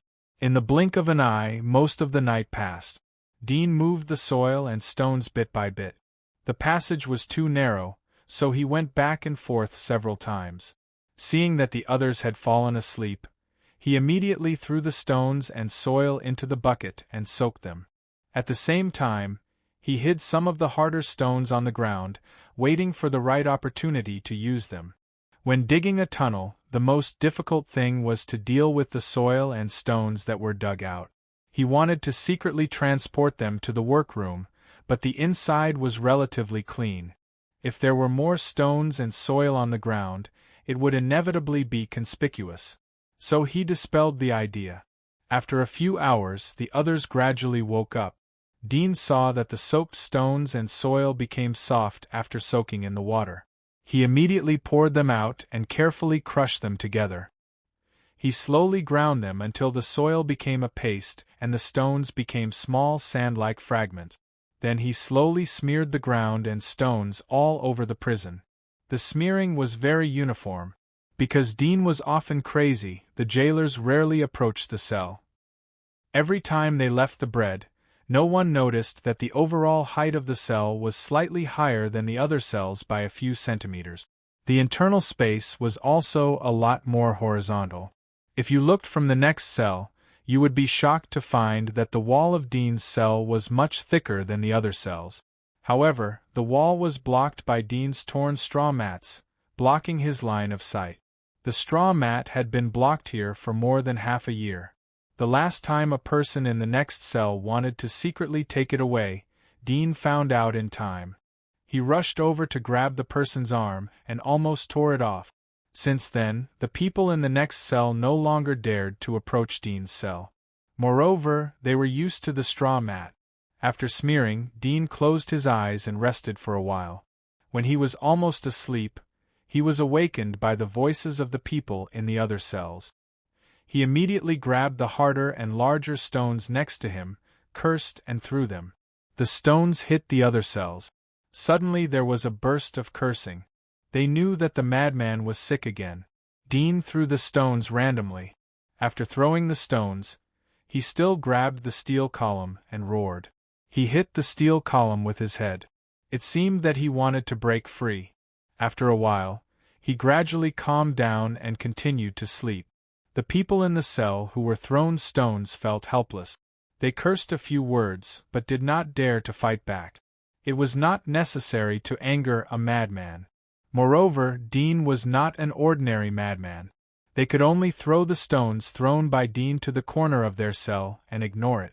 After all, this kind of thing did not happen in a day or two. They secretly thought that if Dean damaged the ground too much, sooner or later he would be beaten by the jailers. Chapter 152. Noon. 81 Central Plains. The people in the cells were waiting for the jailer to deliver the food. Suddenly there was a shock from above. At the same time there was a lot of noise from far away. Occasionally they could hear the sound of metal colliding. The people in the cell were surprised. The soundproofing effect of the prison was excellent. The sound could be heard from above. It was obvious that the noise outside was monstrous. "What's going on?" The prisoners were puzzled and asked each other. A middle-aged man in the cell was surprised. "Most likely someone has come to break the prison." "Break the prison?" Everyone was surprised and pleasantly surprised. "Great. Maybe we will have the opportunity to rush out. The food hasn't been delivered yet. Haha, I guess the people outside are in a mess." Jean frowned as he heard the excited discussion of the prisoners. He said, "A few days ago I heard from the jailer that a senior hunter has been imprisoned in the third layer of the prison. Is it possible that they are coming to break the senior hunter?" "It is possible." Scar, who had a good relationship with him, nodded and said, "However, it will be very difficult for them to rush in. The magic beast lake outside can organize large-scale attack. If they want to come to the front of the prison, they can only sneak attack along the corridor. But the checkpoints along the way are very strict. Even if they bribe the prison guards, it will be very difficult. The other leaders nodded. It was not the first time they had seen such a thing. So they were not as excited as the others. They knew that this prison was known as the #1 prison. Its defense was so tight that it could be called as a war fortress. Dean had woken up but was still lying on the ground. His expression was very calm as he listened to the discussion of others. On the ground. Thornflower Prison Castle. 2 figures were standing in the watchtower above the castle. One of them was tall and straight. He was holding a telescope in his hand. He was looking at the hundreds of invading figures outside the lake. The scale of the invading figures was equivalent to a small army. They are well trained. They should have planned for a long time. The middle-aged man put down the telescope and chuckled. Behind him was a butler with a black top hat and a mustache. He said with a smile, "Unfortunately, they didn't train their brains well. It's not that their brains aren't trained well, it's just that the people commanding them don't have such a thing." The butler with the top hat smiled and said, "They were able to pass through the border fortress and our defense line to come here. They must have bribed someone from the military and our prison. I'll go and find those greedy mice later." The stalwart middle-aged man nodded slightly. His hawk-like eyes overlooked the entire lake outside the prison, as well as the battlefield by the lake. He said softly, "Heart of the tiger, smell the rose. A rose may be beautiful, but it has thorns on its stem." The butler in the tall hat continued with a smile. The middle-aged man nodded and said, "Is my tea ready?" "Just waiting for you to enjoy," the butler said respectfully. The jailbreak outside gradually subsided after a few hours. Everyone in the cell raised their heads and looked at the door, expecting to see an unfamiliar figure. However, when the door was pushed open, it was still the cold faces of the 2 jailers. At this point, everyone couldn't help but feel disappointed, knowing that the jailbreak had failed. This episode did not affect Dean. In the evening, he continued to jump into the tunnel and carefully dug the soil. In the blink of an eye, Dean had been in prison for 3 years. Black snowflakes drifted down from the lead-gray nuclear radiation clouds in the sky. They were relatively heavy, and they landed on the ground outside, dyeing the ground black. Many open-air orchards and farms had already set up sheds before the start of the season to prevent them from being damaged by the black snow. The weather was too cold. The prisoners in the cells huddled together to keep each other warm. In the evening, the jailers hurriedly came over to distribute the food. They shrunk their bodies into thick cotton-padded jackets and left the cell. Dean was given 3 pieces of black bread during the black snow season. He slowly ate them. Most of the prisoners were asleep. He took off his prison uniform and put it on the back of the wall. He made a side-lying position. After doing all this, he opened the urinal and slid into the deep pit quietly. The rough pit rubbed against his skin, and it was bone-chilling. He slid all the way down, and when he passed by the workshop on the 2nd floor, he roughly estimated the height of each floor. When he reached the bottom, he immediately felt the cold lake water seeping into his feet. At this moment, he was already standing on the lowest floor of the prison. The depth of the pit is about 25 meters. There is also a torture chamber above it. The depth of the entire prison should be about 35 meters. There are only 2 layers of prison below the workshop. Senior hunters and trial nights are held in the lowest layer. Fong Lin continued. The strongest person in the first layer is a primary hunter. Old Jean is a primary hunter who has committed a crime and was imprisoned. Dean bent down to pick up the chisel at the bottom of the lake. This chisel was used to chisel the monster's sharp teeth. He swallowed it and brought it out. The progress of digging the pit was greatly improved. Whenever he thought of the fact that there was a senior hunter like Glenn living in the wall next to the pit, his heart would rejoice. Fortunately, his hunter title in the consortium was only primary. If he became an intermediate hunter then, he would be locked up in the penultimate layer. Although the distance of the wall would be shortened, But the punishment that an intermediate hunter would have to face was completely different from the first layer.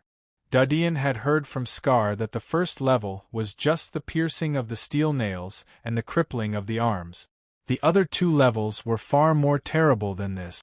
Even if a senior hunter came here, he would become a complete waste. In the narrow passage, Dean bent down in a difficult position and put his hand into the water to dig the soil.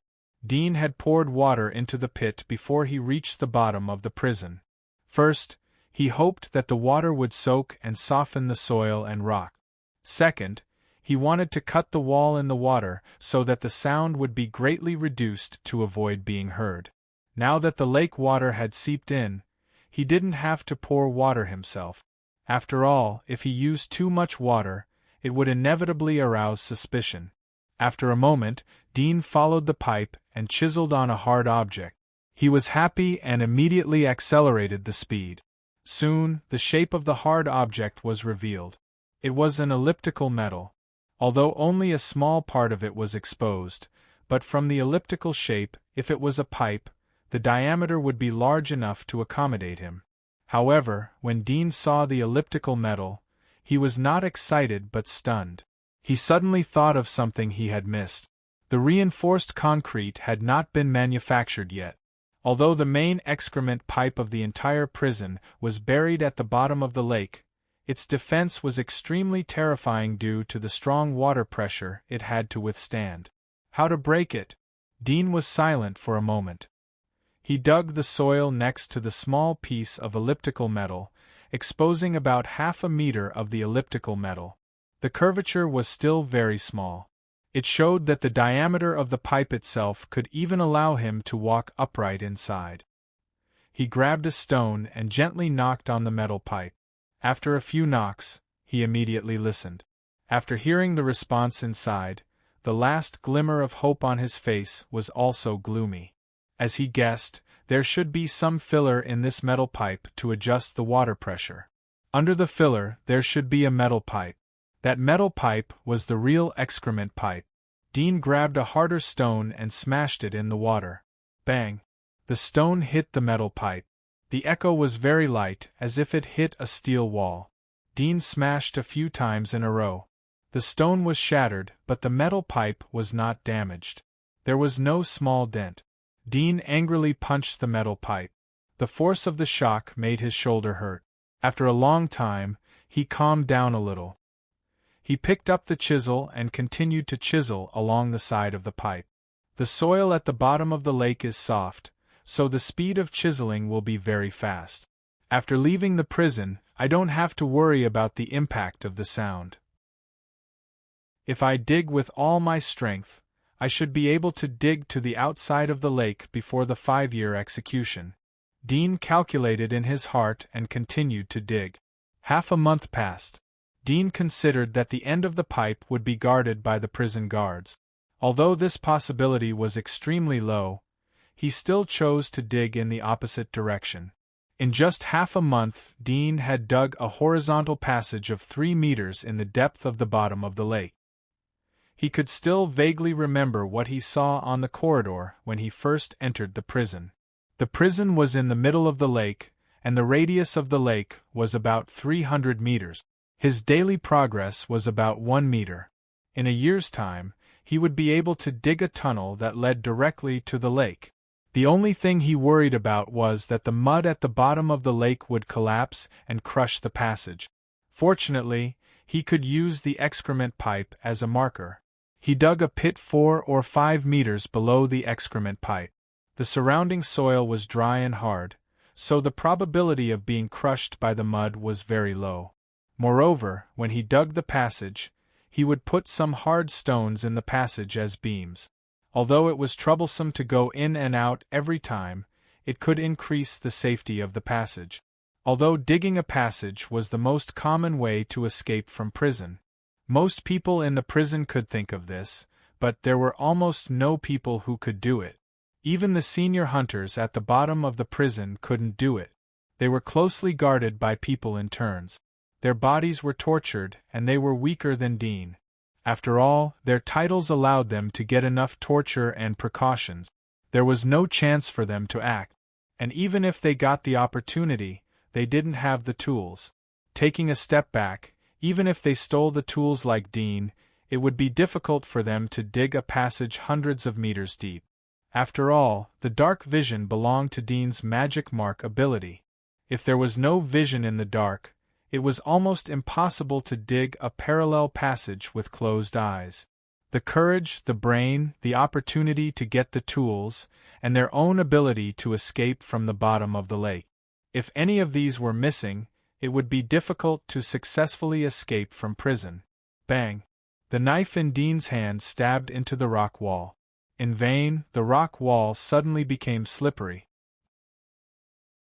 Chapter 153. Dean was slightly surprised. 8 Omega.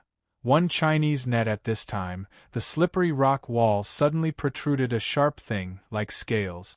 It suddenly stretched out from under the rock, revealing 2 rows of sharp teeth, and rushed to bite Dean. This time Dean saw it clearly. It turned out to be a monster with a rock-like cuticle. Seeing it rushing over, he hurriedly raised his hand and punched the part above the sharp teeth, which was also the part that Dean thought was the head. Bang! His left hand hit the top without feeling, but the recoil force affected his left shoulder blade. The pain made him gasp, and at the same time, he hurriedly retreated. The thing screamed in pain and rushed toward Dean angrily. Dean hurriedly held the knife in his hand and stabbed it. The knife stabbed its scales, but did not cause the slightest damage. Although the knife had only been used for less than a week, it had been so worn that it could not even cut the skin of an ordinary person. The thing shook its head and rushed to Dean's arm. His left hand was bitten, but there was no pain. Dean was anxious and hurriedly raised his right hand to beat it. This thing was like a small crocodile, with short claws, a flat body, and hard scales. Dean was pierced by the steel nails, and his right hand could not exert strength.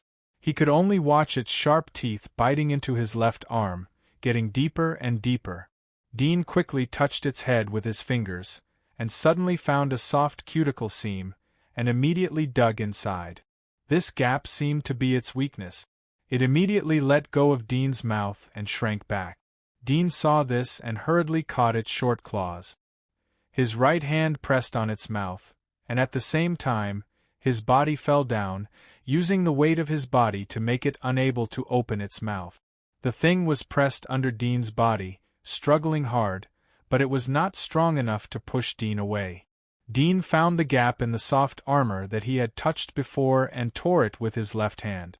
The thing struggled fiercely in pain, but its left hand had no feeling, so it could exert all of Dean's strength. Without waiting for it to struggle too much, it suddenly tore the gap of the soft armor, and blood sprayed from inside. The struggling action of the thing suddenly froze, and then slowly struggled, and finally gradually stopped moving. Dean was relieved, only to feel cold sweat on his back. He slowly crawled over and looked down. He saw that the thing was about 1.5 meters long, and its whole body was covered with rock-colored scales. The raised particles were very similar to rocks, and its body temperature was also very cold. It belonged to a cold-blooded monster. This appearance, a bit like a stone beast? Dean looked at it a few times, and suddenly remembered the monster he had seen. This stone beast, like the black weaver that Glenn had hunted, had the ability to drill into the ground. Moreover, in terms of drilling, the stone beast was 3 points stronger than the black weaver. It was a monster that was completely active in the ground, and could live in the soil. Unlike the black weaver, although it could drill into the ground, it was a monster that lived on the ground. Among the monsters outside the giant wall, the stone beast is one of the few monsters that can enter the giant wall. However, this stone beast's hunting level is relatively low, only level 6. Its combat ability is similar to ordinary undead. The reason why it is rated as level 6 is because of its ability to drill into the ground. This life-saving ability is unique. Even if the hunting level is 20 or 30 large monsters, it will be difficult to kill it. After knowing the identity of this thing, Dean also understood why he was able to kill it. His heart secretly rejoiced. Fortunately, he accidentally destroyed its vital point, the breathing hole. Sitting on the body of the stone beast to rest for a moment, Dean looked at the broken knife in his hand, and suddenly thought of its claws. His eyes could not help but light up, and immediately grabbed its short claws. He saw that the nails on the claws were like a few sharp bones, extremely hard, thin and curved, very suitable for digging the earth. He was pleasantly surprised, and immediately had an idea. 2 days later, Dean once again came to the underground passage. The body of the stone beast had some signs of decay. Dean held the knife that he brought from the workroom and cut off its 4 claws. At the same time, he stripped off the scales on its head, and then dug a hole and buried its body in it, so that the smell of decay would not fill the entire passage. After doing this, Dean held the claws of the stone beast and began to dig the earth. It is indeed a monster that can drill into the ground. Dean felt the speed of digging the earth, and his heart was very surprised. The efficiency was more than 10 times faster than before. After a few days, Dean encountered another stone beast, and its size was smaller than the previous one. After a fierce fight, he killed it. Now is the black snow season. These stone beasts ran to the rock strata at the bottom of the lake to stay warm. I don't know how many more I will encounter. Dean was a little distressed. The claws of this stone beast were extremely durable. The claws of the previous one were enough for him to dig a passage. Therefore, other stone beasts were all obstacles and trouble for him. Moreover, there must be a king in a group. If he encountered the king of the stone beast, he estimated that he would become the other's dinner. Now that he had the claws of the stone beast in hand, Dean was not in a hurry. At the moment it was already the end of the season. He patiently waited for more than a month, and the black snow season finally passed. During this month of cultivation, his body also recovered a lot. After the black snow season passed and the air warmed up, he continued to dig the earth. In the blink of an eye, 2 months passed. 2 young jailers dragged a cart to deliver the food. They threw the bread in the cart into each cell. Seeing the people in these cells pick up and eat it with great care, they had some perverted pleasure in their hearts. When they came to a cell at the end of the corridor, the jailer picked up the last piece of bread and threw it into the cell. He found that there were 2 pieces of bread on the floor of the cell, which were left by him last night. He couldn't help but frown and sneer. It's better to starve to death if you don't eat it. It was not the first time he saw such a situation. As early as a year ago, when he came to deliver the food, he saw the bread thrown on the ground, but was not picked up and eaten. At first, he thought that there was a change in the cell. When he opened the cell, he saw the madman inside jump out, yelling at him and punching him. Later, he gradually got used to it. Anyway, in a day or 2, when the madman was hungry, he would naturally come to pick up the bread. He turned the cart and left the prison with his companion. The next day, noon. The jailer was in a good mood. Today, he was going to play a game. As before, he would watch the performance with bread as payment. Chapter 154. The jailer frowned and looked into the cell. Even the light from the nearest oil lamp was incomparably dim. In this hazy darkness, he could vaguely see a figure lying on his side in the cell, seemingly sleeping. "Come over and eat," the guard shouted in a bad mood. Seeing that the figure did not respond, he pushed the cart and left. Outside the prison, the heavy rain was pitter-patter. The black snow season had just passed. At the beginning of the rainy season, the rain was extremely frequent. The rain covered the world in a curtain of rain, and everything was hazy. At the edge of the lake, there was a sudden movement on a patch of grass where rainwater trickled down. A patch of grass rose up slightly, revealing a pair of deep black eyes that looked around. Although there was the interference of the heavy rain, he could still see the isolated castle in the middle of the lake in the distance, and his position was on the left side of the castle. He glanced at the direction of the left castle watchtower. There were two vague figures standing guard there. After eating the bread the night before yesterday, I started to dig. After a whole day yesterday, I managed to dig all the way to noon today. Dean's eyes flashed. Tonight is the last chance. When the guard comes to deliver the meal, he will inevitably notice the abnormality. Even if there is a previous hint of the wolf is coming, he will certainly notice it by tomorrow noon. There is only half a day left. The plan to escape from the prison was basically a success, but he knew that the escape was only the first step. The real danger would officially come at this moment. He quickly reached out from the entrance of the cave and grabbed the surrounding weed. A moment later, he slowly lifted the turf and climbed out. The weeds that he had grabbed were wrapped around his body. As he crawled, he grabbed the weeds along the way and covered his entire body in a patch of green. The heavy rain soaked his body. It was biting cold. He crawled faster and faster. When he looked back and saw that the whole castle was very vague, he immediately stood up and ran. After a long time, until he could no longer see the castle, Dean was a little relieved. But he still did not dare to stay. He dragged his tired and painful body and stepped on the grass barefoot. I don't know which suburb this Thornflower prison is in. Dean stopped and took a few breaths. He raised his hand to block the heavy rain and looked up at the sky. He saw faint thunder and lightning in the dark clouds. Although the sky was dim, he could still see a relatively bright place. It should be where the sun was. After calculating the time in his mind, Dean immediately knew his position at the moment. He said in his heart, "The giant wall is in the south, the inner wall is in the north. Go north." According to the direction of the sun, he found the position of the north and went north.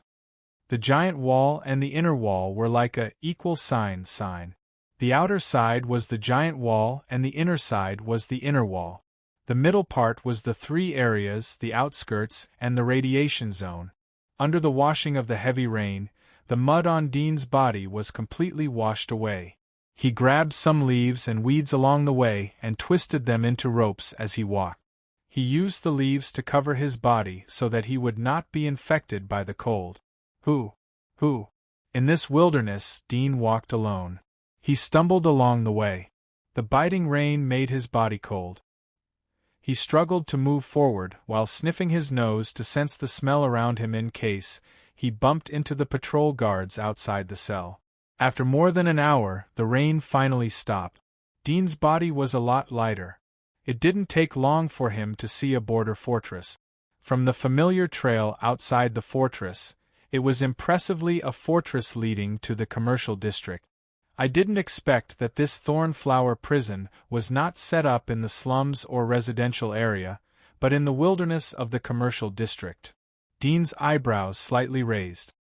He suddenly understood that if the prison was set up in the slums, it would be much easier for others to mobilize manpower to break the prison. After all, the border inspection in these two areas and the inspection of the various areas were far less strict than the commercial district. Invisibly, this was a line of defense to prevent a prison break. If the people who escaped from the prison wanted to re-enter the residential area, they would be blocked by the layers of defense. They could only wander in the wilderness or enter the radiation area. In that case, sooner or later, they would perish on their own. Looking at the sky, although the heavy rain had just stopped, the dark clouds did not disperse. It seemed that another heavy rain was brewing. Dean quietly returned along the original road, looking at the fortress from afar. He saw that the fortress wall was made of stone and sharp wood. It was more than 20 meters high. He could clearly smell that there were soldiers stationed at every distance. There are soldiers on the wall, and there are soldiers patrolling inside the wall. Dean stared at the high wall and fell into thought. Suddenly, he smelled two smells coming from the direction of the prison in the distance. One was the smell of a human, and the other was the smell of a horse. He was shocked. Are they coming to track me? He hurried away from the fortress wall and ran horizontally. After running for thousands of meters, he stopped. The smell was still running in the previous straight line. It did not change its direction because of the change of his position. He didn't perceive me, so he isn't chasing me. Dean's eyes flashed with a trace of coldness. Duh. A black horse was galloping fast. A young man was sitting on the horse, and he kept whipping the black horse. When passing through a small forest, a figure jumped out of it. The black horse was startled and stopped hurriedly. Its front hooves were raised high and it neighed. The young man on the horse was shocked. He did not hold on and suddenly rolled down.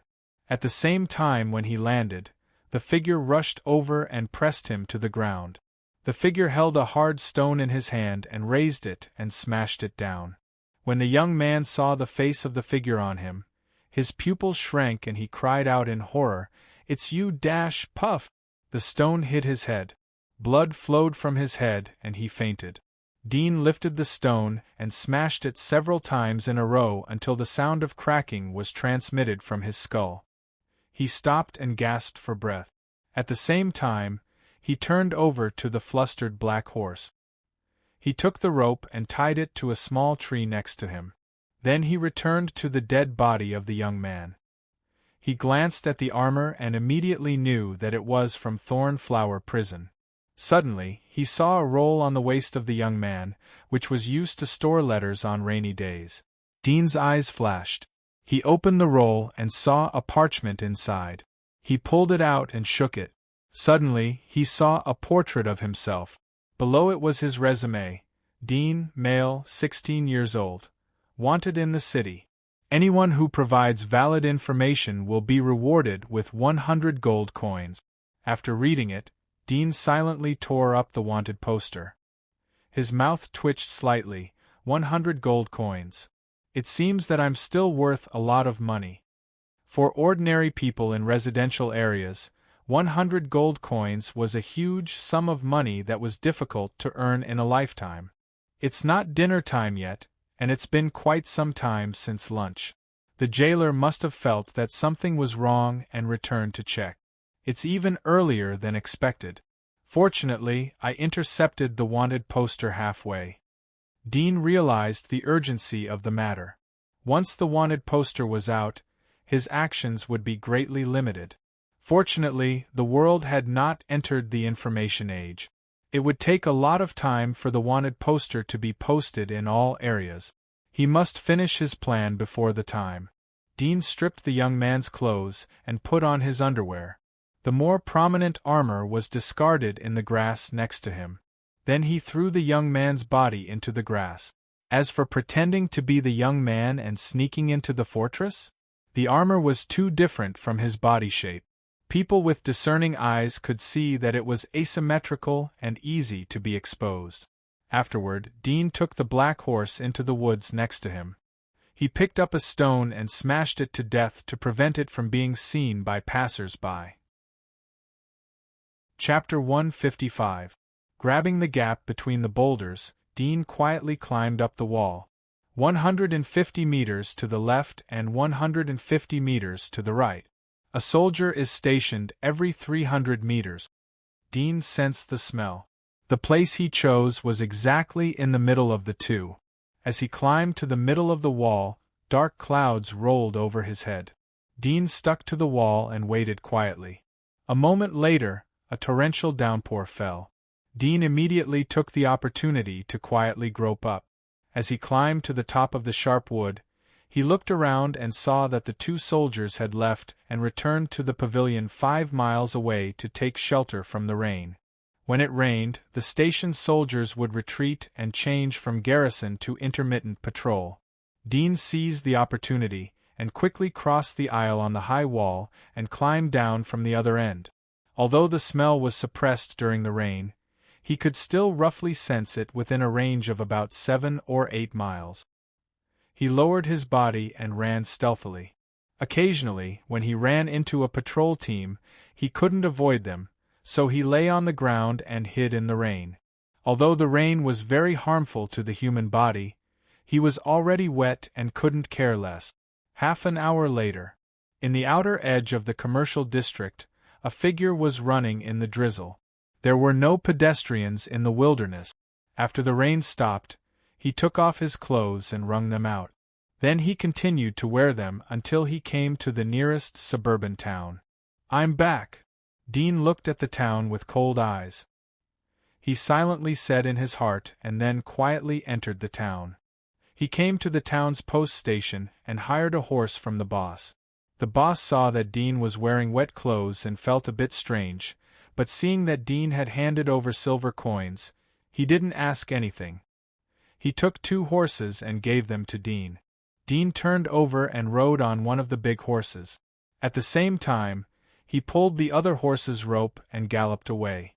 After leaving the town, Dean rode all the way along the suburban trail at full speed. He didn't enter the commercial district.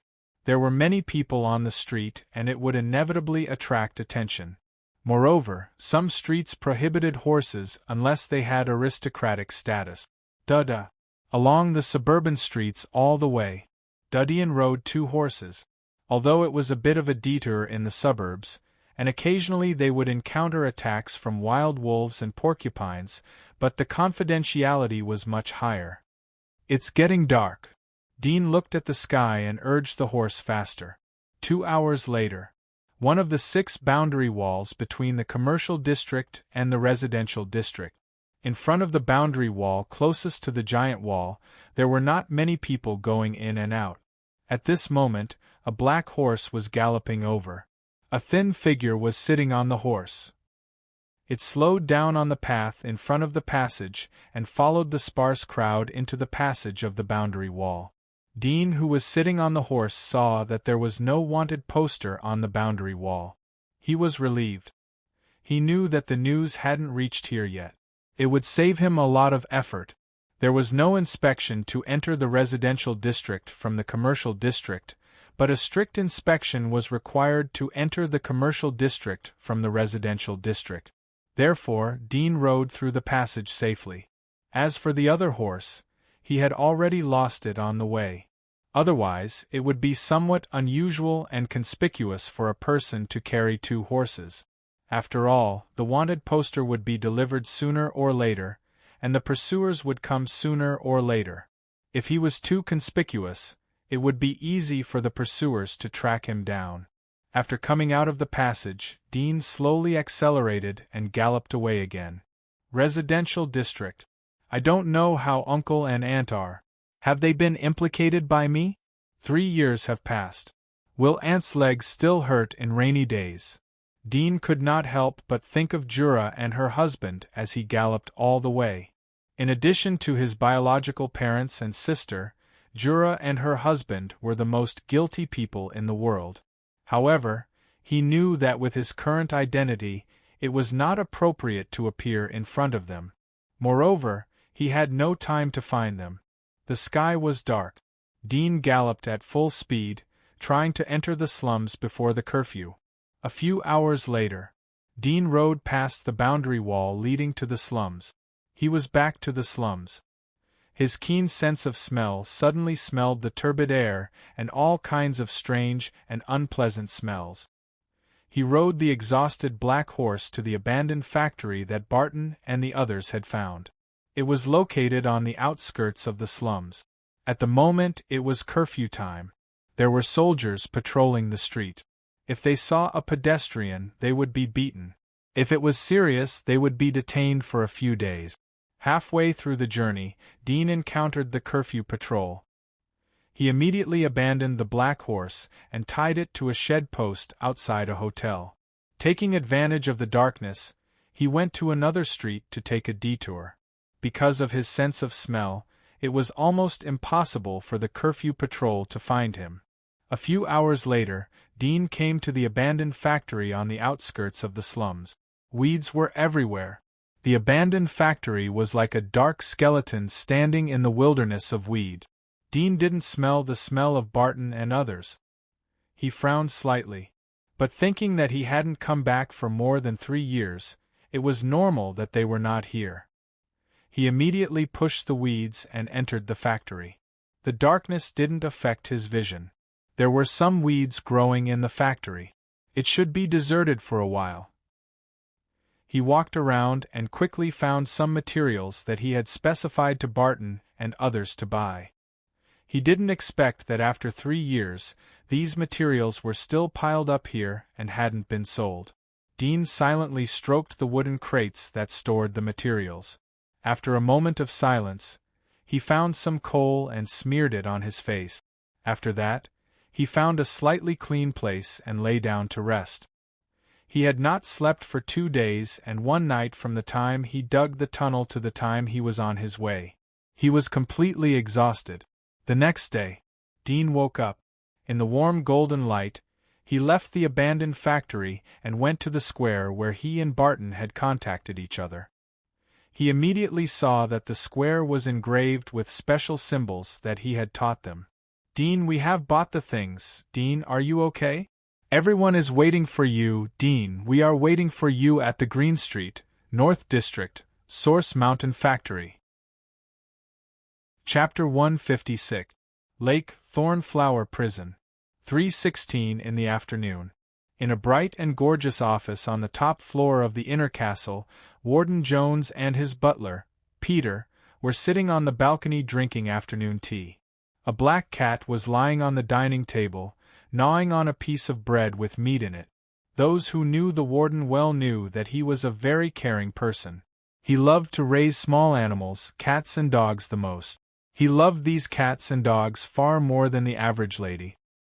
He even specially invited an oil painting master to paint portraits of his cats and dogs, and hung them in his office.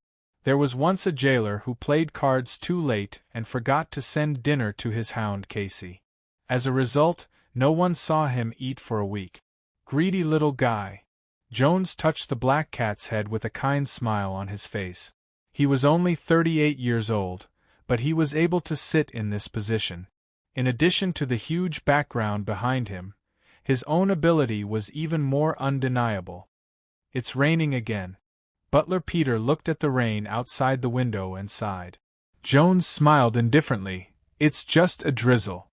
"Drizzle will turn into heavy rain," the butler said sadly. Jones waved to the maid next to him. The latter understood his meaning and obediently handed over a woolen cotton-padded jacket. "Is your spine hurting again? Put this on." Jones handed the cotton-padded jacket to the butler. Butler Peter quickly got up and thanked him. After putting on the cotton-padded jacket, he sighed. "Every rainy season, the old problem will come back. I can't change it." Jones smiled faintly. At this time, a slender woman quickly walked in from outside and whispered something in his ear. Hearing her words, the smile on Jones' face slowly disappeared. He nodded slightly and looked at the rain outside the window. "You're right. Drizzle will always lead to heavy rain." The butler noticed the expression on his face and asked, "What happened?" "A prisoner ran away," Jones whispered. "It's the little guy who came 3 years ago. The jailer just sent the news that he has left the cell. There is a pit and tunnel inside the cell. He dug the tunnel to escape." "Escape?" The butler was a little surprised. "He has tools?" "There is a lake outside." "Where did he escape from?" "He must have stolen a tool while working, dug through the entire bottom of the lake, and escaped from the bottom of the lake." Jones looked out of the window and tapped his finger on the table. "The radius of our lake should be more than 300 meters. The butler's face was full of shock as he said, "Digging a tunnel at the bottom of the lake? How is this possible?" "He dug such a long tunnel. Where did the soil go?" The slender woman at the side said respectfully, "According to the jailer, he brought the soil into the cell and smeared it on the walls and floor. Because the smearing was too uniform, the jailer didn't notice it in the dim light." When the jailer entered, he saw that the walls and floor were much higher than the other cells. The housekeeper was stunned speechless. Jones raised his hand and stroked the black cat that was still gnawing on the bread on the table. The black cat ignored their conversation and focused on eating. He gently stroked the cat's fur and said softly, "Pass down the wanted order. Also, inform the black cavalry to move out and immediately track the whereabouts of the criminal." "Yes," the slender woman replied and turned around to leave. "Wait," Jones stopped her, but his eyes were still looking kindly at the black cat in his hand. Ask the people who are responsible for delivering food for the next week to accompany Cassie. The slender woman's hair stood up. She tightened her body and quickly turned around to leave. After she left, the butler, Peter, was still in a daze and couldn't help but say, "There should be no flaws in the structure of our prison. Even outside the excretory duct, there are jailers on duty. How could he run away?" Jones shook his head slightly and said, "No flaws may be the biggest flaw. This prison is built at the bottom of the lake, so the walls are too thick. We always thought that no one would be stupid enough to dig such a thick wall, not to mention the bottom of the lake. The other prisoners also thought so. But this is a misunderstanding. Digging the wall doesn't mean that the wall will be broken. The thickness of the wall makes it so that when this little guy dug the passage inside the wall, no one heard the vibration. This is the biggest advantage of our prison, but now it is also the biggest disadvantage." The butler fell into silence before he sighed. "If that's the case, then this can be considered a reminder for us. The security of the prison has caused the jailers to let their guard down, and they're too careless. If they're constantly checking, then they definitely won't allow someone to dig a tunnel that's hundreds of meters deep to escape. The time it takes to go back and forth is enough to expose him." Jones nodded slightly. "Fortunately, it's just a little guy from the first floor." Then he patted the black cat on the table and smiled. "Greedy guy, eat your fill and go play." There was a small factory in a desolate and remote street in the northern part of the slums. Duddian had bought some food from a pub and hired a carriage to come to the factory. He had already eaten the food he had bought in the carriage. The fatigue of the past few days had disappeared and his body had recovered some strength. Duddian looked at the small factory as he got off the carriage. He was about to go in when he saw a notice hanging outside the factory. It was his wanted order. It took only one night for the wanted order to reach here. The efficiency is quite fast. Duddian's eyes lit up. He didn't avoid the notice as he went to the front of the factory. "I'm looking for a few people. Their names are Barton, Crone, Joseph." The old man raised his eyes and glanced at Duddian. "They are at work. Why are you looking for them?" Duddian took out 3 copper coins from his pocket and handed them to the old man. "Help me call them out. Tell them that their old friends have come to visit them." The old man's drowsy appearance woke up as he saw the copper coins. He smiled and put away the coins. "All right, you wait here. I'll call them for you." Then he turned and left. Duddian quietly waited. It was normal that the old man didn't recognize him as the person on the wanted order. At the moment he had tied up his hair. In the past 3 years, although the jailers often tortured the prisoners, but they didn't have a deep impression of the prisoners' faces. After all, they didn't comb their faces for a long time.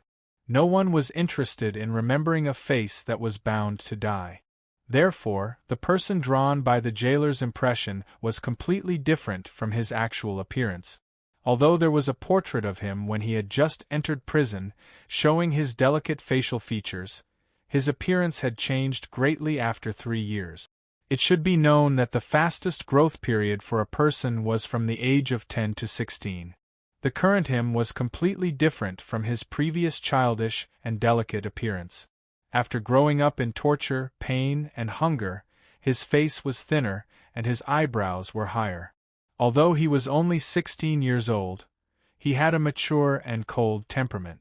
Moreover, his face was smeared with coal. Even an acquaintance would have to carefully stare for a long time to see some familiar contours. After a moment, the old man returned. There were 4 figures behind him. They were Barton, Crone, Joseph, and Barry. Their appearance had changed a lot in the past 3 years. But Duddian still recognized them at a glance. The 4 of them were puzzled as they saw Duddian at the door. "Who are you?" Duddian smiled. "Come with me to the abandoned factory." Abandoned factory? As soon as the 4 of them heard these words, they were shocked and immediately revealed looks of pleasant surprise. Barton excitedly said, "You're finally back, D." Duddian raised his hand to interrupt him. Come with me. Barton's face changed as he thought of something. However, he didn't say anything.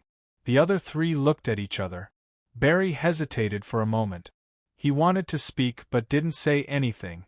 The old man hurriedly said as he saw that the four of them were going to leave with Dudian, "It's still working hours. Where are you going? Don't you want your salary?"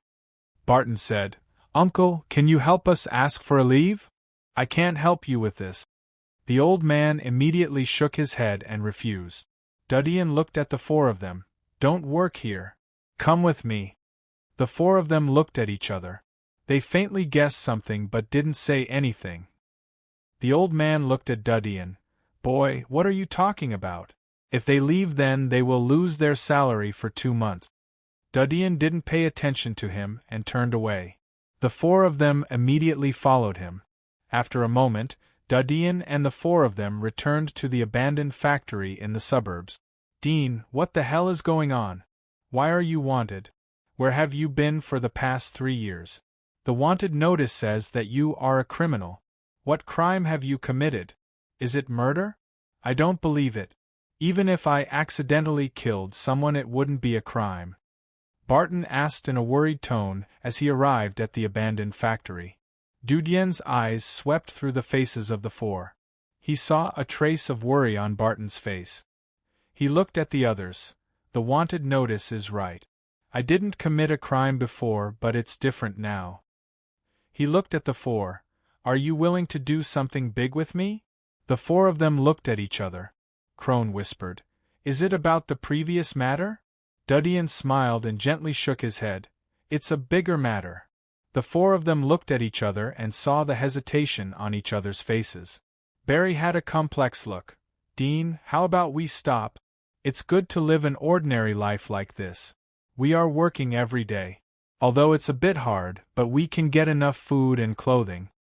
Dudian looked at him but his expression didn't change. He looked at the other three. "What about you?"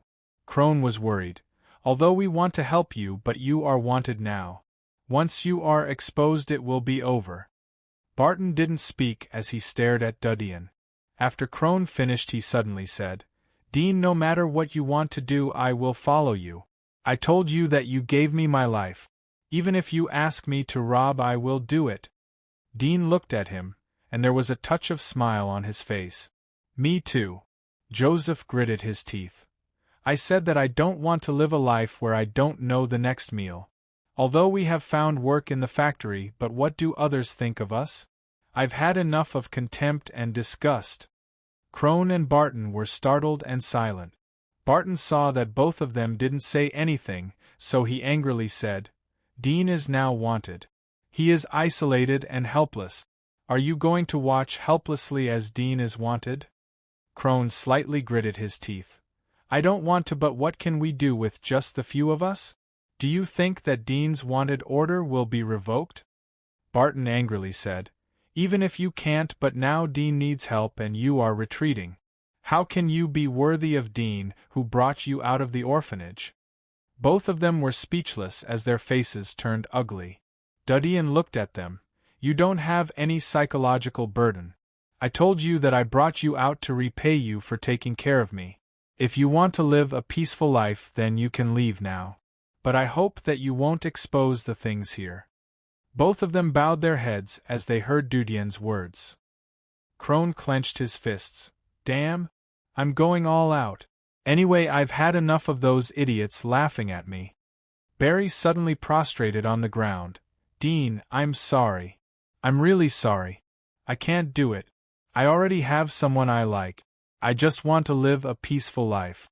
I hope you can forgive me. I promise that I won't say anything about this place." Dudian's expression didn't change as he nodded. "All right, I wish you happiness. Go."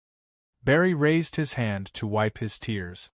He didn't dare to look at Barton and others. He turned away without looking back.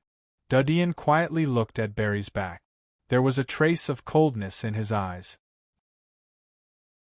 Chapter 157. Barton sighed and looked at Dean after Barry left. "Dean, don't blame Barry. He has found his own happiness. He has been planning to have a child since the end of last year's black snow season. It's really hard for him to give up his family." Dean was silent. "I can understand," Crone whispered. "Dean, what is the big thing you are going to do?" Dean didn't answer but asked, "Do you have any gold coins left from the last time I gave you?" The three of them looked at each other. Joseph scratched his head and said, "Originally, after deducting the money for tuition and materials, there were 28 gold coins left. Later, Barton and I got sick, so we spent some, and some for food and drink. Later, seeing that you didn't come back, we thought that renting a house was too expensive, so we bought a house and spent some more. Now, we only have 19 gold coins left." Dean nodded. "I said that the extra gold coins would be given to you as labor fees. But now I've been framed and imprisoned. All the thousands of gold coins that I had saved up are gone. I can only borrow some from you." The three were startled as they looked at Dean. Thousands of gold coins? So much? The three's eyes widened. What was the concept of thousands of gold coins? It was enough to cover the whole bed and lie on it to sleep. "Is it possible that you were framed because of your money?" Barton couldn't help but ask. Dean's eyes lit up but he didn't say anything. "We will talk about this later. Time is of the essence. The wanted posters have spread everywhere. The longer we wait, the greater the chance of me being exposed. The first step is to enter the commercial district." "Enter the commercial district?" The three were startled again. Crone couldn't help but say, "Isn't the commercial district behind the residential district? There are nobles and rich businessmen there. How can people like us get in there?" "There is no place I can't get in." Dean looked at the three. "Don't worry about it. I have my own way. Now let's go and get the money." The three looked at each other and nodded. Dean let them lead the way back to the house where they lived. The house was located in a remote location, and the streets were dirty and messy. There were piles of garbage everywhere, and no one cleaned them up. Flies were flying everywhere. Dean waited outside the door. After a while, the three of them came out, carrying luggage and a coarse cloth bag. They handed the bag to Dean. "Dean, Barry's share." Barton hesitated. Dean waved his hand. "It's his." In fact, he had already smelled that Barry had returned ahead of time. As soon as he left, Barry's share had probably already been taken by him. "Let's go." Dean put away the gold coins handed by the three. There were a total of 14 gold coins. He turned and left the street. After a while, they came to a tailor shop. Dudian took out 2 silver coins and gave them to Barton. He told him to go to the shop and buy clothes for each of them. He wanted to buy a set of the best quality clothes. Barton went into the tailor's shop and soon came back with 4 sets of linen fabric mixed with silk. Dean let the three of them change into new clothes. He also changed into new clothes and threw all the clothes into a nearby ditch. Afterward, Dean took the three of them and hired a few rough men to take them to the abandoned factory. They moved all the purchased materials to the outside of the factory and threw them away. Barton and the other 2 were surprised to see the materials worth dozens of gold coins being thrown away. At the same time, they felt heartache. However, they saw Dean's courage. They were more and more sure that their choice was right. "Dean, why did you throw away these? Didn't you spend a lot of money to buy them? This place will be exposed. Are you worried about Barry?" "Dean, Barry is not that kind of person. He won't tell on us." "I'm not worried about him. I'm worried about the magistrate. Will they trace us here?" "It's hard to say. It's better to be prepared." After all the materials were thrown away, Dean let the three of them go to the second boundary wall and wait for him. He went back to the factory and gave 5 copper coins to the old man to call out Barry. Dean." Barry's face was nervous and ashamed as he saw Dean come to find him. Dean found a remote and quiet place and said to him, "It's not enough to rely on Barton and the other 2 to help me. I really hope that you can come over. If you think it through, then you can come to the outskirts of Eagle Mountain to find us." Barry looked complex. "I'm really sorry. If I was alone before, I would be willing to accompany you to take risk. But now, I just want to live a stable life." Dean sighed and patted Barry's shoulder. "Think about it." He didn't give Barry a chance to say more as he turned and left.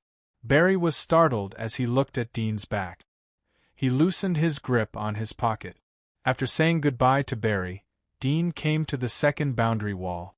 He tracked the smell of Barton and the other two. He went forward and called them, "Follow me and act according to the situation." Then he walked towards the boundary wall. The three of them looked at each other. They were nervous, but they bit the bullet and followed behind Dean. "Stop." The guard in front of the wall stopped in front of Dean. His triangular eyes glanced at Dean. He saw that Dean's temperament was extraordinary and his clothes were relatively valuable. The guard's attitude was not too cold. "If you want to enter the residential area, please show your identity card."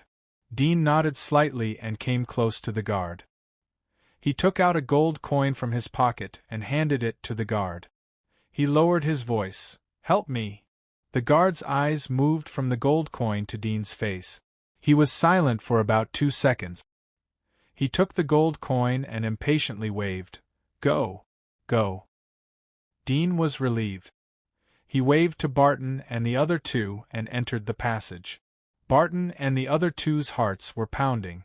They didn't expect that Dean would use bribery to enter the residential area.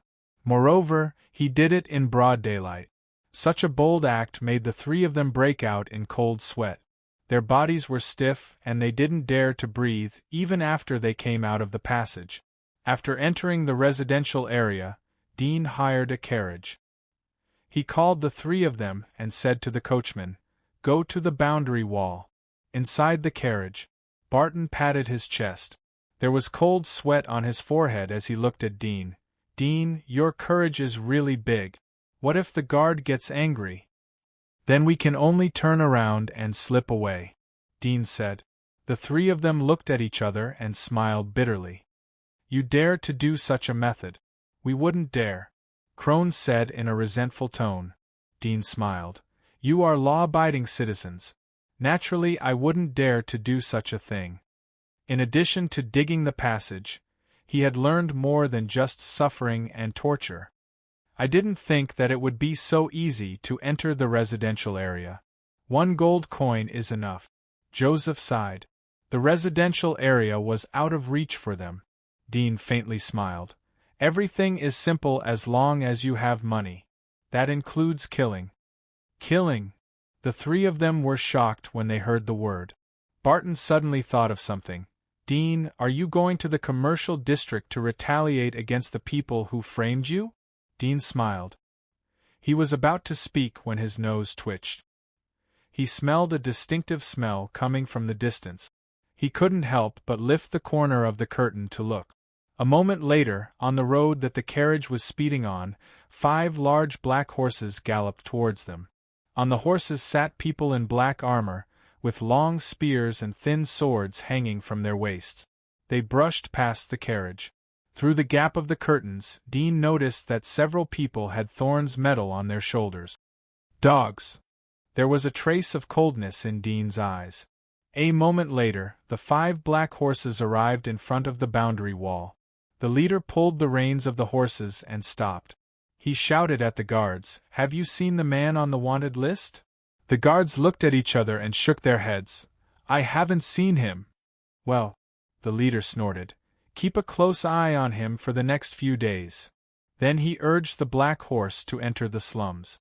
After the 5 left, the guards turned back and curled their lip. The criminal escaped from the prison. How dare he talk to us? He's not our boss. How dare he order us? Isn't this Thornflower prison known as the number 1 prison? It's said that no prisoner has ever been able to escape from it. It's ridiculous that a 16-year-old kid escaped from the prison. The 5 black cavalrymen naturally didn't hear these words. Otherwise they would have pulled out their swords on the spot. "Captain, will the criminal come here?" The second black cavalryman asked the youth in front of him. Frank said without turning his head, Sir said that the smell of the criminal disappeared in the residential area. Judging from the 2 horses he bought at the station, he should be planning to enter the residential area. We didn't find him at his foster parents' place, which meant that he didn't go home at all. He hid in another place. This slums is where he came from. Let's go to the Maishan orphanage to see if he has any friends. Yes. A few hours later. North District, in front of the Yuan Shan factory. Frank sat on his black horse and asked the old man, "Call Barton, Barry, Joseph, and Crone out." The old man saw their armor and knew that they weren't ordinary civilians. He quickly said, "Okay, please wait a moment." Then he trotted into the factory. After a moment, Barry was brought out by the old man. Frank frowned and coldly said, "Why is there only one person?" The old man quickly said, "There was a person who came here and took away the other 3. Only Barry came back." Frank was startled. 2 cold lights shot out from his eyes. What kind of person is he? Does he look like the person on the wanted poster? The old man was shocked. This, I didn't pay much attention. It seems that there is a little difference, but the person doesn't look old. He is at most 18 or 19 years old. Anyway, he is very young. Frank's eyes were gloomy as he looked at Barry, who was standing behind the old man. "Kid, tell me honestly, is that person Dean?" Barry's body slightly trembled. He didn't expect that in such a short period of time, Dean would be caught by these big shot. He clenched his fists and gritted his teeth. "No, that person is just an ordinary friend of mine." Frank narrowed his eyes. "Do you know what is the crime of covering up a wanted criminal?" Barry's face was pale as he trembled. "I didn't cover up, well, since you don't want to talk, then I have to send you to prison. Even if you are willing to talk, you are still covering up a wanted criminal. According to the law, you will be sentenced to at least 30 years in prison." Frank waved his hand. "Take him away!" Barry was scared. Yellow liquid dripped from his crotch. "Elder, I'll talk. He said he is in the outskirts of the Eagle Mountain." Chapter 158.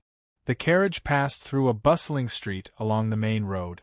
Dean suddenly opened the curtain and asked the coachman to stop on the side of the road. He went to the flower shop on the side of the road and said to the beautiful blonde proprietress, "Give me a handful of the most fragrant and beautiful flowers." The proprietress saw his white skin and extraordinary temperament. She smiled and picked out a handful of fresh roses from the flower pots in the shop. She handed it to Dudian, 1 silver coin. "This is the most fragrant and beautiful flower in our shop. But if you want to give it to your lover, roses are the best. Roses are thorny and can easily hurt a beautiful woman's fingers." Dudian smiled. "Thorny flowers are the most charming." He handed out the silver coin and returned to the carriage with the wrapped roses. John and Barton were surprised to see Dean holding the flowers. "Dean, why did you buy flowers?" "It's for our guest." Dean smiled. The carriage continued to move. A few hours later, Dean got off the carriage with Barton and the other 2. They rented a hotel room on the side of the road. After entering the room, Dean asked them to buy some gauze, disinfectant, thick fabric and scissors for first aid. He first looked in the mirror and trimmed his hair to a normal short length. The hair on the back of his head was trimmed by the other 2 so that it didn't look sloppy. After his hair was trimmed, his facial features were clearly revealed. Compared to his delicate appearance 3 years ago, he was thinner. His eyes were dark and deep, and his cheeks looked like they were carved by ice knives. The contours of his face were still somewhat familiar, but his expression and gaze were calmer, and his thin lips carried a hint of coldness. Afterward, he sat on the ground and took off his new clothes and trousers. He used the thick fabric to pad the ground. Barton and the other 2 widened their eyes when Dean took off his upper body clothes. They looked at the body of their peer in disbelief. It was not like a human body, but like a drought field, full of scars and cracks. Countless whip marks and scratches were like cobwebs wrapped around Dean's chest, back, arms, abdomen and other parts of his body. Other than a shallow scratch on his chin, the rest of his body that was covered by his clothes was covered in scars. The three of them were shocked. It was hard to imagine what kind of cruel punishment had caused the damage. What kind of willpower did he have to endure so much pain? Is this the torture you received when you were in prison? Crone stared blankly and suddenly felt his eyes moisten. Thinking of his previous hesitation, his heart was filled with guilt and shame. Dean smiled. Not really. Now I need your help. Help me pull out these 2 nails. The three of them noticed the nails on Dean's shoulders. They felt goosebumps all over their bodies. Barton trembled. How can they torture people like this? Don't they have a little bit of mercy? Dean picked up the pliers and handed them to Barton. I'll give them to you. Hurry up when you pull them out. The three of them looked ugly. Barton's hands trembled as he held the pliers. It will be very painful to pull them out like this. Can you bear it? Yes. Dean gave the three of them an encouraging look. The three of them looked at each other and plucked up their courage. They clenched their teeth and clamped the nails. They paid attention to Dean's expression. They were afraid that they would accidentally cause more damage. Seeing Dean's calm expression, the three of them felt a little more courageous. They pinched the pliers and pulled the steel nails. Dudian clenched his fists in pain, but his expression remained calm. But the pain was beyond his expectation. He squeezed out a voice from his throat. Quick! Barton clenched his teeth and pulled. The nails were pulled out. Blood gushed out from the wound. The color of the blood was a bit dark. Dean's mouth twitched in pain. He asked the three of them to spray gauze and disinfectant on the wound. The three of them were in a flurry but were barely entangled by Dean. It's so long. Joseph's heart trembled as he looked at the nails in his hand. The nails were thicker and longer than his fingers. He couldn't imagine how painful it was to be nailed to the body. Dean took a few breaths. His lips were pale, but he let the three of them continue to pull out the second nail. 10 minutes later the 2 nails were taken out. The three of them helped Dean to bandage the wound on his shoulder. The three of them were exhausted. They sat on the ground and gasped for breath. Dean leaned against the bed. He relaxed his body so that the wound on his shoulder would heal as soon as possible. Dean, where do you want to throw the nails? Crone asked Dudian after a rest. Dean's eyes fell on the 2 nails. Don't throw them away. Leave them for our guests. Dean left the hotel with the 3 of them after the wounds stopped bleeding. They didn't immediately go to the boundary wall. Instead, they went to a house in the middle of the nearby street. Dean picked up a stone and threw it on the door. The door was pushed open. A short and fat woman looked around. She saw the stone on the ground. She cursed and closed the door. Barton and the other 2 didn't know what was going on. Dean didn't say anything. He called the 3 of them to go to the boundary wall. Dean was stopped by a middle-aged guard as he followed the flow of people. Please show me your identity card, the middle-aged guard said. Dean took out a gold coin from his arms and handed it to the guard. The middle-aged guard's face changed as he saw the gold coin. His eyes were filled with anger. Before he could open his mouth, Dean said in a very low voice, "Is that short and fat woman your wife?" The middle-aged guard was about to get angry when he heard Dean's words. Dean quickly took out another gold coin. "I'm sorry. I gave the wrong one. This is the right one." He put the gold coin into the guard's hand. The middle-aged guard was silent for a moment. He slowly tightened his fingers. "Go!" Dean waved to the 4 of them and entered the passage. Barton and the other 2 looked at Dean after they came out of the passage. Crone asked, "Dean, how do you know that the woman is his wife? Do you know him?" Chapter 159. Commercial District, north of Yard Town. On the plateau on the outskirts of the town, a noble castle stood tall. From time to time, armored knights and squires could be seen patrolling outside the castle. On the armors of these knights and squires, there was an engraving of a javelin, which represented the surname of a family, Ryan. The The residents of Yardtown knew that the Ryan family was in charge of the tax collection of the town.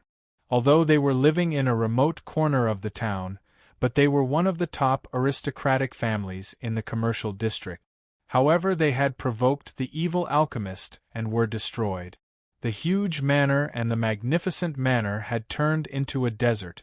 Now the entire territory of the family was just this remote town. The total annual tax revenue wasn't even as much as the salary of a knight of a great aristocratic family. The old patriarch's temper was getting more and more irritable. The increase in taxes year after year made the residents of the town miserable. At the moment a black carriage slowly entered the town. The door was pushed open and 4 figures got out of the car. The one in the lead was a tall and thin youth, holding a bouquet of fragrant roses in his hands. Although his clothes were plain and ordinary, his back was ramrod straight, and he stood like a gentleman. Duddian looked around and found a hotel to rent. He closed the door and said to Barton and others, "You will stay in this town. This town is the territory of the Ryan family. Your task is to help me inquire about all the information about the Ryan family, including financial, population, and the number of knights and squires. In addition, information about the children of the Ryan family, including hobbies, specialties, and so on." 09 Small Say Net Crone asked, "Dean, what are you going to do?" "You will know in a few days." Dean solemnly said, "Try to inquire as much as you can. The most important thing is don't expose your identity and don't do anything too eye-catching." The 3 nodded. Barton asked, "Dean, where are you going?" "I'm going to another guest." Dean grabbed 2 steel nails that were tightly wrapped in cloth from Joseph's hand. Joseph's face slightly changed. "Are you going to retaliate against the people who framed you?" "It's not revenge." Dean smiled. "It's a virtue to return what you borrowed. These 5 gold coins are your mission resources." Dean took out 5 gold coins and handed them to the 3. "Don't be stingy when necessary. In addition, don't rush into action. Familiarize yourself with the living conditions of this town, and then do things. Remember, if you encounter trouble, think about it." The 3 of them took the gold coins, feeling a little nervous. Duddian comforted them and left the hotel. Although it would be difficult and risky for Barton and the other 2 to complete such a task, but a good knife needed to be honed and hammered out. Thornflower Prison, Inner Castle. In the bright and gorgeous office, Warden Jones held the message sent by Black Crow in his hand. A smile slowly appeared on his face as he said to a young man in black armor across the tea table, "This little rat's tail has been exposed. He's in the slums." The black-armored youth had a sword scar on his face, but it didn't affect his handsomeness at all. He smiled faintly and said, "It rained continuously in the past few days, so his smell was covered and we lost track of him. Now that his tail has been exposed, he can't have gone far. Did Frank bring him back directly?" Jones shook his head. "This little devil is clever. I guess he got the news in advance and ran away from the appointed place.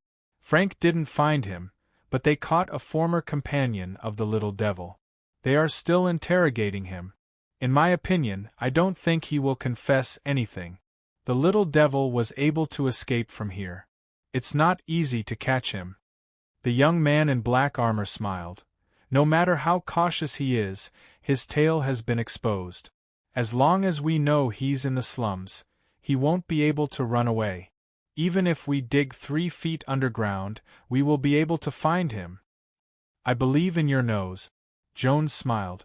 The young man in black armor picked up the cup of coffee in front of him and drank it in one gulp.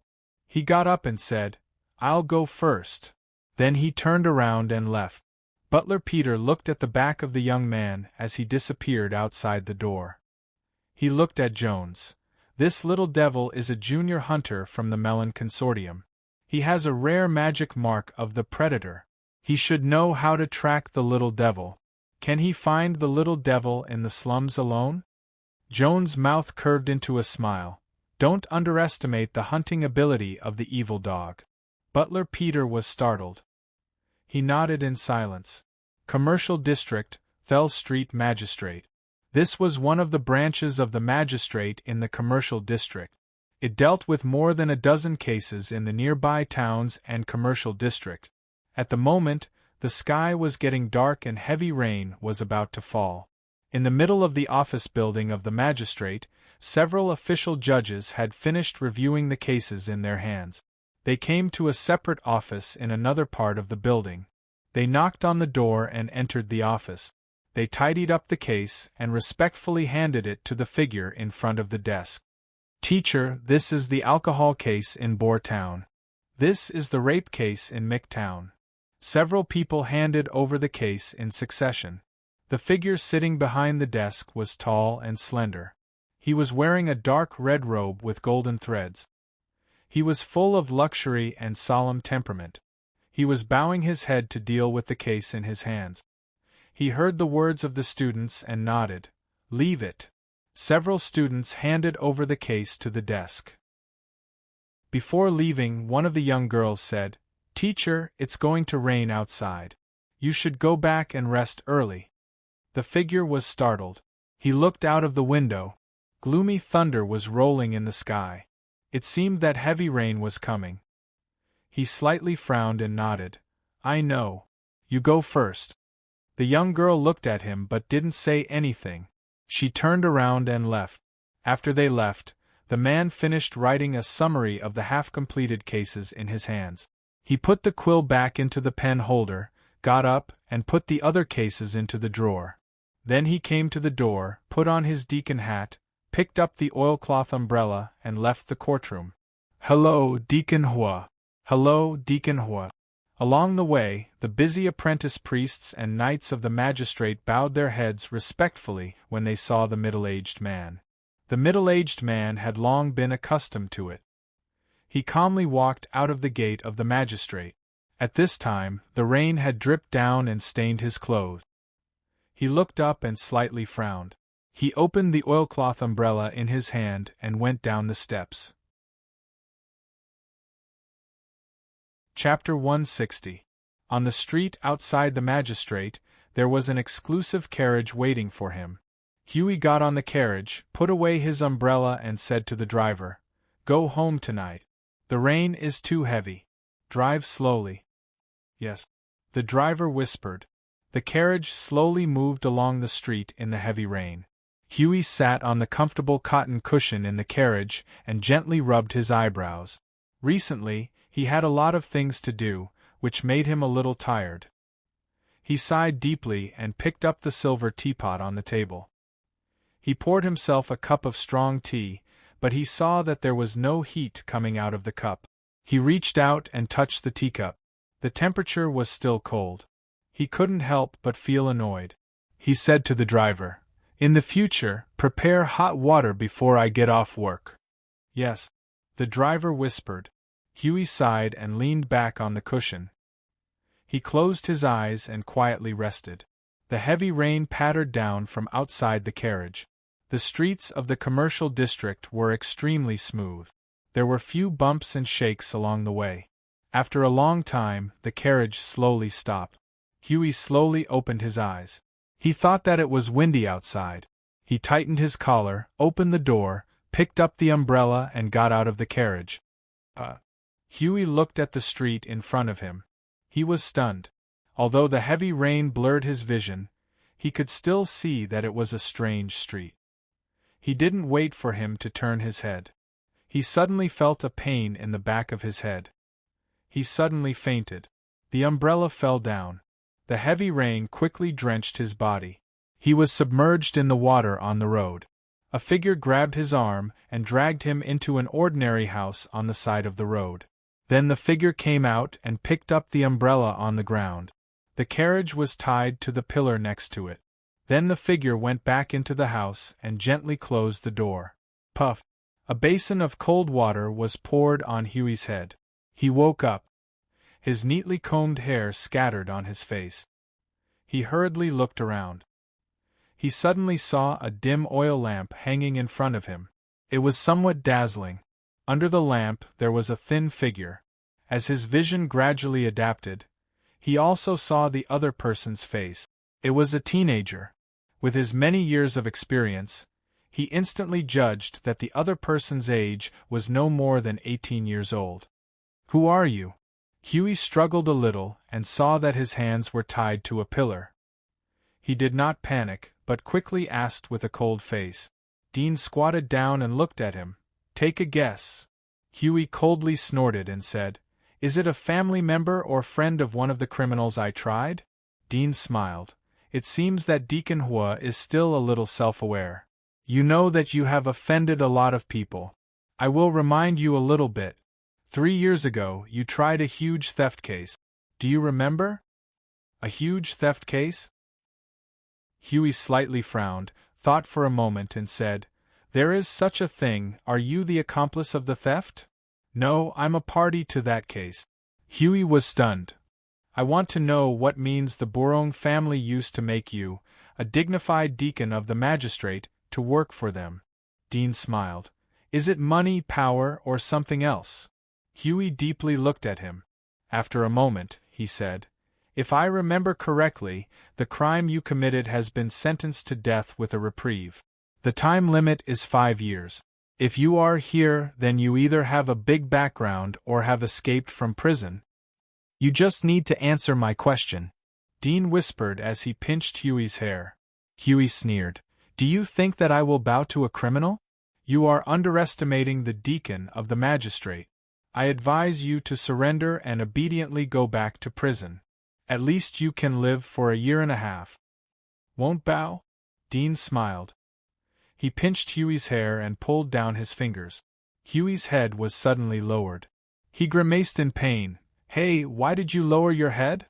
Huey angrily raised his head. However, Dean pulled his hair and lowered his head.